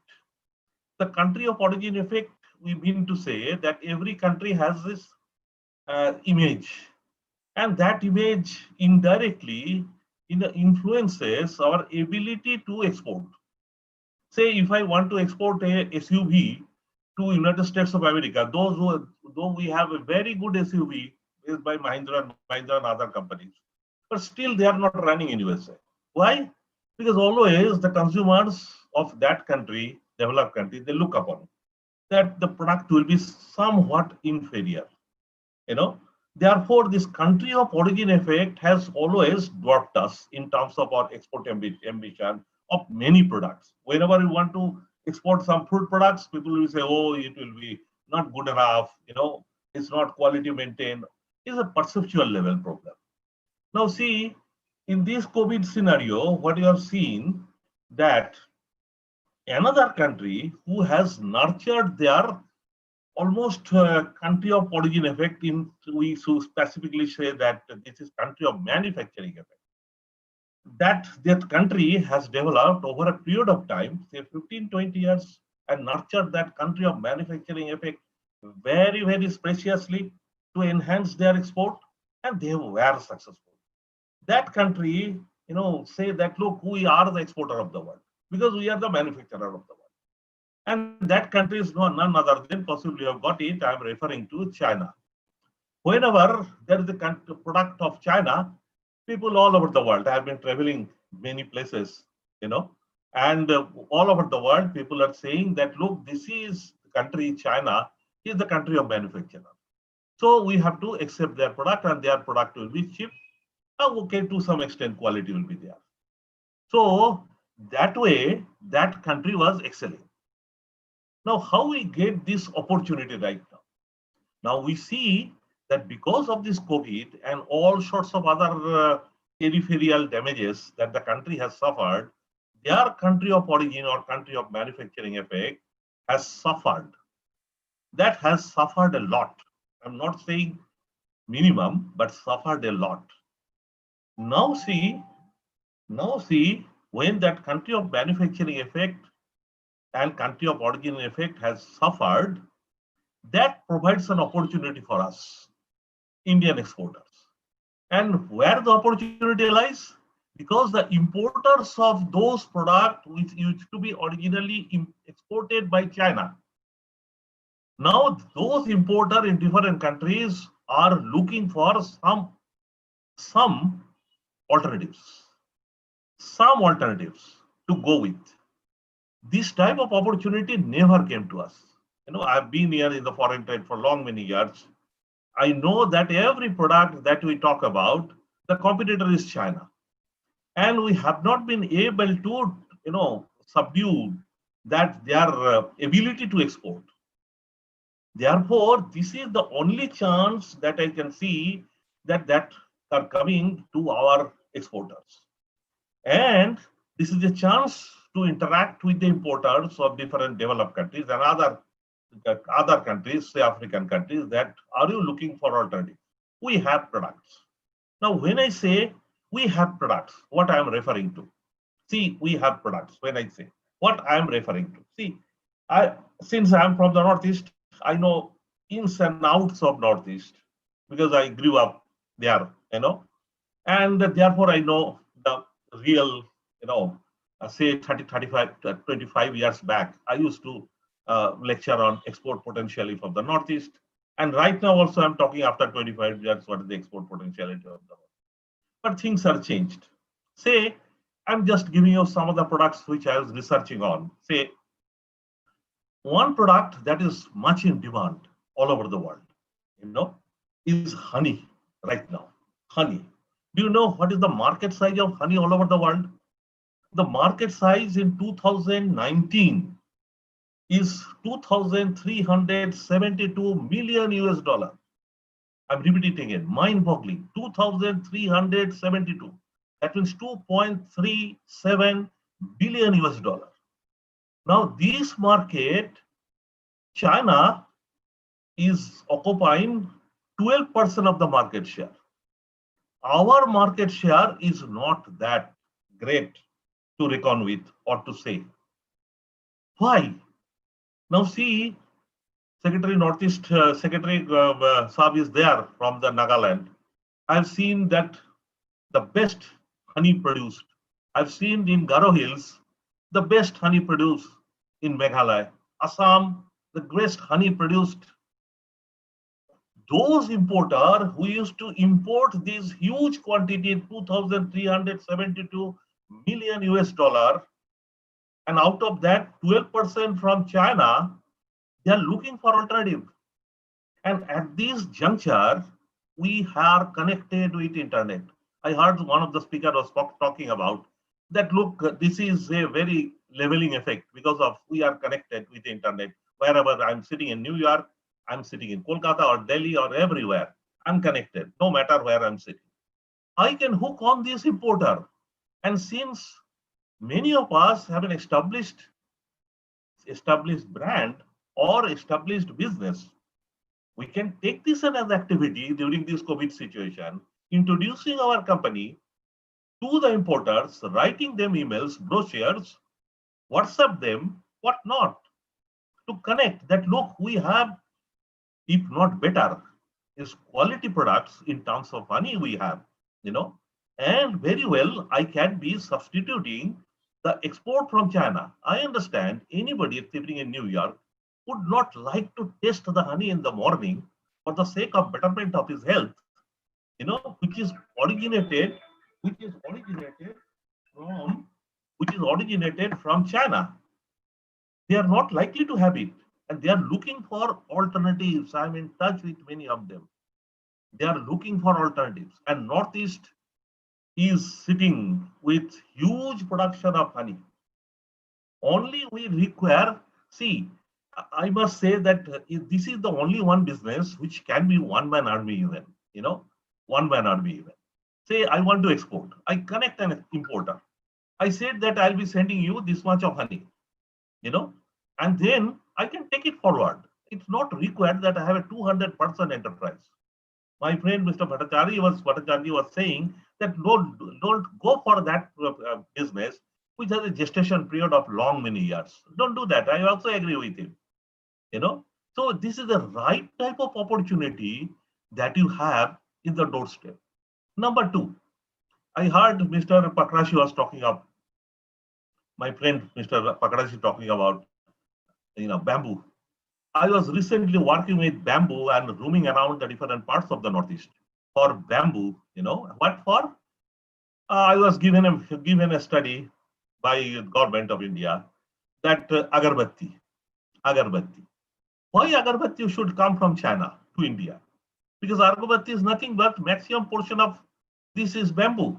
So as traveling to different parts of Northeast, just to understand why we cannot match up and export agarbatti. It has local demand as well as the demand elsewhere in the world.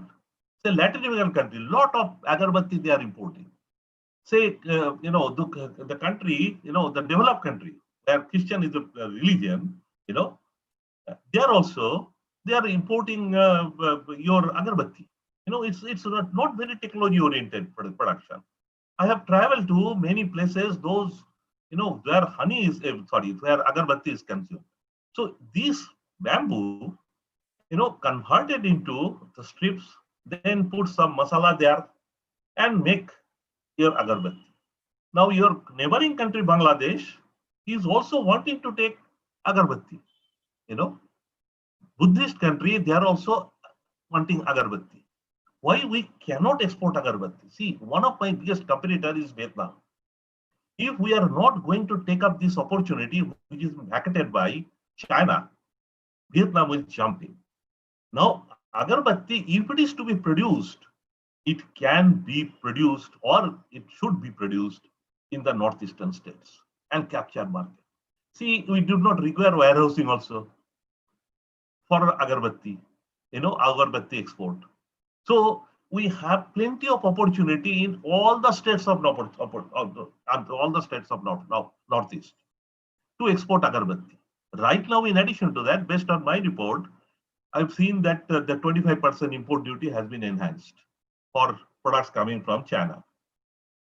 So this has additional benefit for us. So one side, the competition will be much low. So we have the local demand as well. So local demand plus global demand. Make this product, to my mind, this is one of the best opportunity and opportune time for the Northeast. Then we talk about turmeric, pineapple, all are having a huge requirement world over. Turmeric, 98 million US dollar, 2019 demand. Honey, I said $2,372 million. Cardamom, $483 million. And Who is exporting most cardamom in the world? Though we have a best cardamom produced in Northeast, this is a small country in Latin America, Guatemala. 80%, 81% of the market share is occupied in cardamom by Guatemala. You know what is the market share of India in export market for cardamom? Only 7%.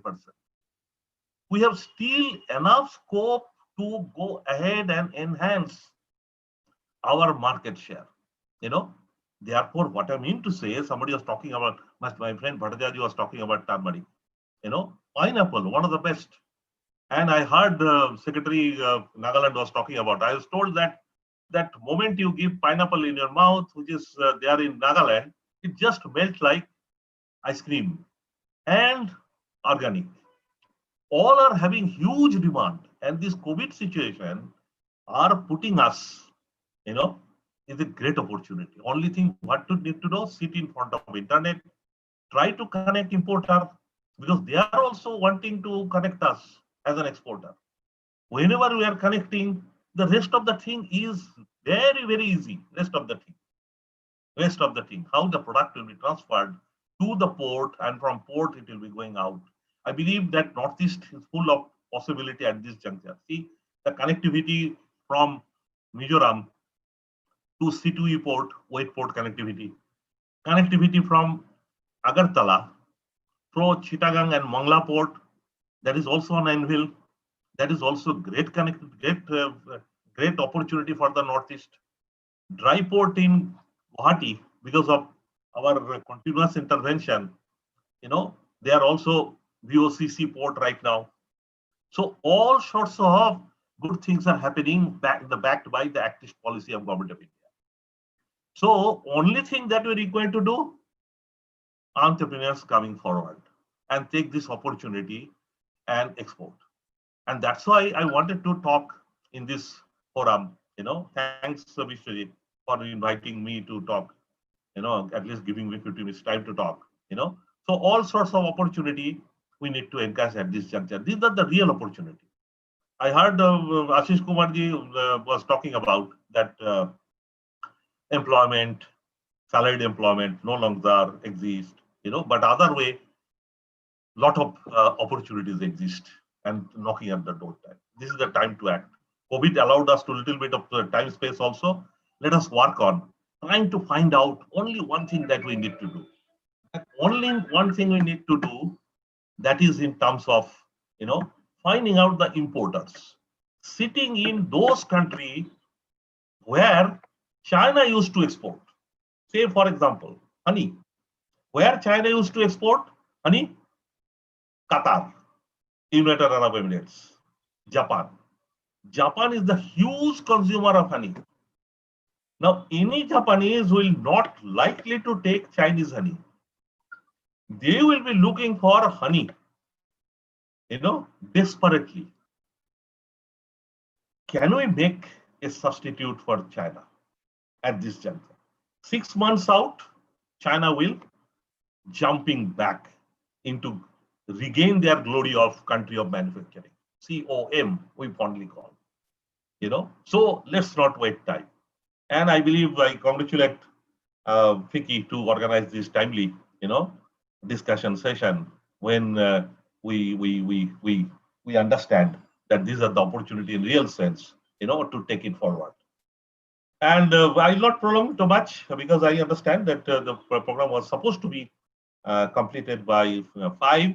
It is just for 14. So I conclude. Thank you very much for giving me the opportunity. Thank you very much, all of participating there. Thank you very much. Over to Vishwajit. Thank you, sir. Thank you. Thank you for your crisp and yet eye-opening talk. I think the opportunity lies really in identifying the markets and reaching out to them, and also knowing what we have to offer the world and realizing the value of that. Thank you so much. Now, before I request the speakers to make their final concluding statements, I think we have a lot of questions. Given the delay that we have gone through, we are a little delayed, a little behind schedule. We will not be able to take all the questions, but definitely a few questions we would like to take. Mr. Pankaj Sunwar from Nagaland has raised his hand from the very beginning and he has been waiting very patiently. So, Mr. Pankaj, can you ask your question, please? And please indicate to whom you are directing it. Hello, everyone. It was great to hear all the panelists, and it was a wonderful session. Thank you so much, and I thank FICCI in particular for giving me this opportunity to share some of some of the clarify some of the doubts, and then I would like to put up to Mr. Kevichusa because I also belong to the Nagaland. And just so to introduce myself, as my name is Pankaj, as I've just mentioned it earlier also, and I belong to direct selling industry. So I started as an entrepreneur in a very young age. At the age of 22, I got started right after my college, and since then I've been associated with direct selling here in Nagaland, and wherein I have many Gen Y who are below 35 years of age. Basically, we are working as a team, and then of course, as a direct selling entrepreneur. But the thing that I would like to request Mr. KV Jusa, sir, particularly that in Nagaland, so to say, the direct selling is been understood in a very different way, and has not been understood as a right opportunity for a youth in particular, and because so to say, there is lots of wrong concept which has been taken forward by the people, or so to say, many companies, or the Ponzi schemes which has come, so to say, so in Nagaland, and which has really impacted in a very negative way, so to say, into. Mr. Pankaj, can you make a question? Ask a question, please. I think Yeah. if you can get to the point. All right. So, sir, I would request FICCI and the government of Nagaland, so that please, like, if there is any possibility for us to protect the rights of the consumer, and then differentiating between the legitimate company and as well as is there any possibility legitimate and so to say, so that we can differentiate among them. So that is my question in particular, so that we can safeguard the in the interest of the consumer as well as for the entrepreneurs like us. So, is there any possibility, sir? Thank you. I think we've got your question, sir. Mr. Kevichusa, would you like to respond? Yeah, Mr. Pankaj, I just like to say that you are right. As direct selling has generally flown under the radar as such, and government has probably not been treating it as an industry. For me also, it's an eye-opener that 42,000 people are involved in Nagaland itself. So that's in terms of numbers, that's pretty significant. So taking these insights into consideration, I think we can come up with something that to protect the rights of this part of the industry. And I think we can formalize and maybe give some recognition also. So let's work on this. And I would like people involved in direct selling also to be in touch, and that to remind us also that in case we are not taking it seriously, but really the numbers are quite mind-boggling. And I thank FICCI for this opportunity so that I could learn about this. Thank you. Thank you, sir. I think from FICCI also we have done quite a bit of research on this sector, and we have come up with certain recommendations and which have been forwarded to the government. Some of them have been adopted by various governments, the central government. We'll be happy to share that with you, sir, and discuss this further. Mr. Rajat Banerjee is also with us. He has been heading the direct selling task force of FICCI for a long time, and even now he is a mentor. So I'm sure he would also be happy to. Rajat, would you like to add something here? Well, I think Rajat is not able to respond right now. But we have another question from Asha, coming as Asha Mobile. But whatever your question is, if you can kindly be brief and precise, and also indicate to who you're directing the question. Hi, Asha is actually my wife. My name is Drishta Bhuya.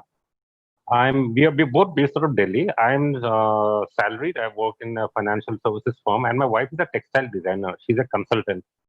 We have a very specific query towards, with our say host from FICCI, is that we are interested in setting up a plant for extraction of pineapple fiber from pineapple waste, and we would like to explore this opportunity further because, as my wife told me, that a major chunk of these plants are basically in South India, and they basically do the sourcing from abroad, Malaysia or something.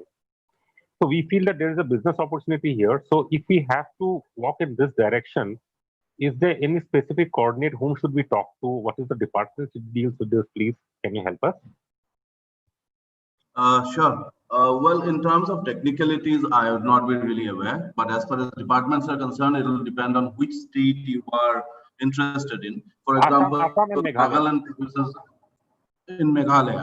Okay. Yeah. So Meghalaya also produces a lot of pineapple, and the right department to talk to would be to begin with the industries department, because they would guide you in terms of the schemes, in terms of the subsidies available, in terms of land availability, in terms of if you are looking at an industrial estate where all you can set up. Yeah, so I think we they are would more be able to interested guide you. actually in Assam and Meghalaya. So anyone would work for us.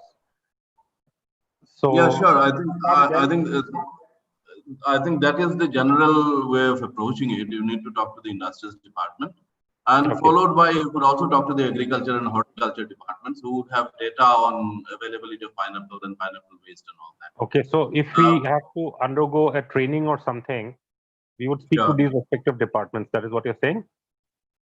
Even Yes, if it's basic information gathering and training. I'm not sure if the departments conduct trainings on pineapple fiber extraction or not. That I think we have to find out, and we can discuss this offline. You are welcome to connect with us. You have my email ID, etc. Yes, fine. We'll try and connect you to the relevant people if you're interested in training. That would be very nice. Can you just repeat your email ID, please? Ms. Biswajit Chakraborty won the email ID, right? Yes. Or am I speaking to Monojit? I'm confused. at FICCI.com. Perfectly fine. I'll connect with you on this. Thank you so much. Thank you. Now we would like to take a couple of questions from what we have received on text through the YouTube and also here.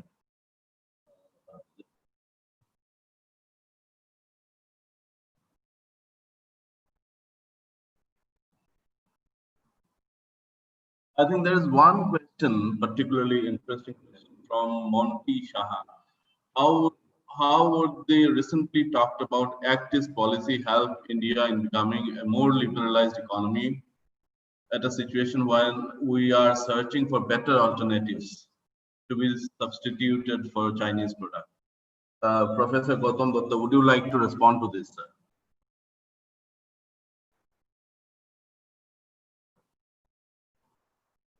So you have to unmute yourself. Yes. Yeah. Can you come up with the question again, Vishnuji? Yeah, the question is, how would the recently talked about Act-East policy help India in becoming a more liberalized economy at a situation when we are searching for better alternatives substituted for Chinese products? I think the question generally it means that can the Act-East policy help us in accessing the export markets and all that? Yeah. See, basically the policy helps in directing our effort to a particular direction. And Northeast always we say that, we are connected with the main heartland with the, say, 22-kilometer stretch with the chicken necks, which specifically we call. Now, there is a thinking that landlockedness can be converted into land-linkedness. That means what I mean to say, every time we say that when you are landlocked, you don't have exit to wet port, and therefore the international business, which is bound to happen, and go up, if very rapidly. So we are suffering because of landlockedness. But the landlocked countries are having land linkedness. Say how this policy can happen. Just let me make a little bit elaboration of that. Let's see, from Northeast, from Northeast, if I move, to different countries of the world, I will be reaching at some point in time by road to Tashkent even. Now, how this happened? Say from Guwahati, I start. I don't know whether we're acquainted with the topography and of Northeast. I start from there, then I reach Manipur, from More.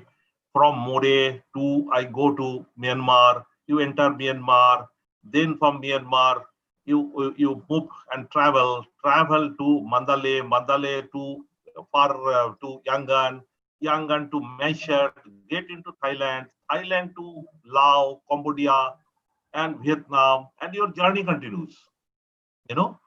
That benefit was previously is none other state in our another region of our country is enjoying at this juncture. We have a great connectivity, particularly to the Southeast Asia by land linkedness. Now the Act East policy is going to give benefit, or maximize the benefit in terms of that.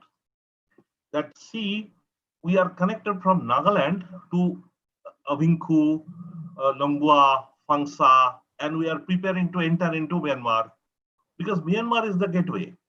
In every Act East policy that we try to materialize, because from Myanmar we can reach to Thailand, and thereafter the whole world is connected. Now there is a protocol. That protocol allows us, our transportation also, seamless transportation across the different country border. Suppose you want to go to United States of America, there will be a lot of checking and you will be stuck in the airport. But if you want to send a truckload of goods to, say,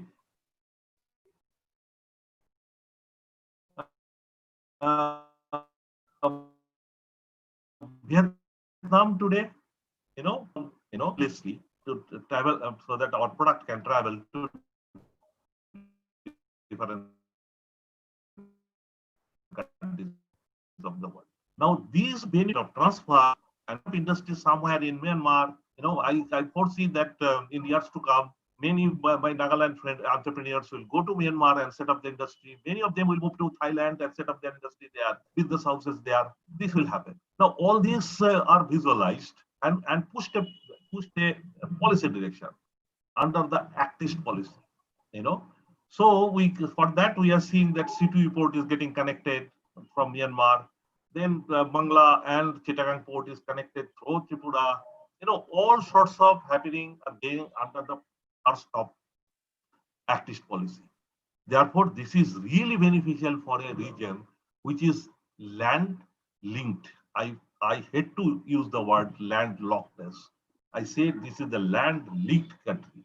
So we must get the benefit and cherish the benefit of connecting with other countries by road.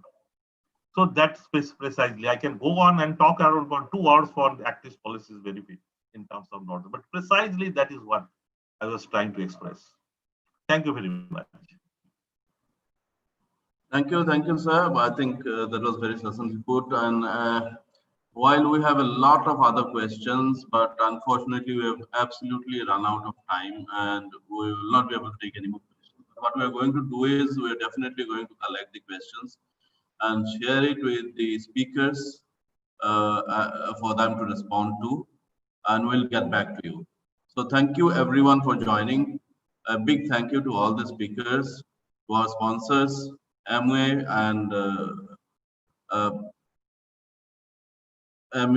Cakes and Cuisines, to all the participants who have taken the time to join us. We have overshot the time a little bit, but then I think it was really worth it. A very engrossing session with a lot of interesting sites.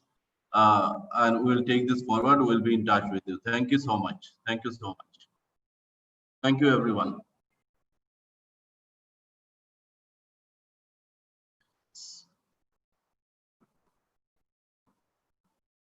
Mr. Ashish Fukan, would you like to make any final comments?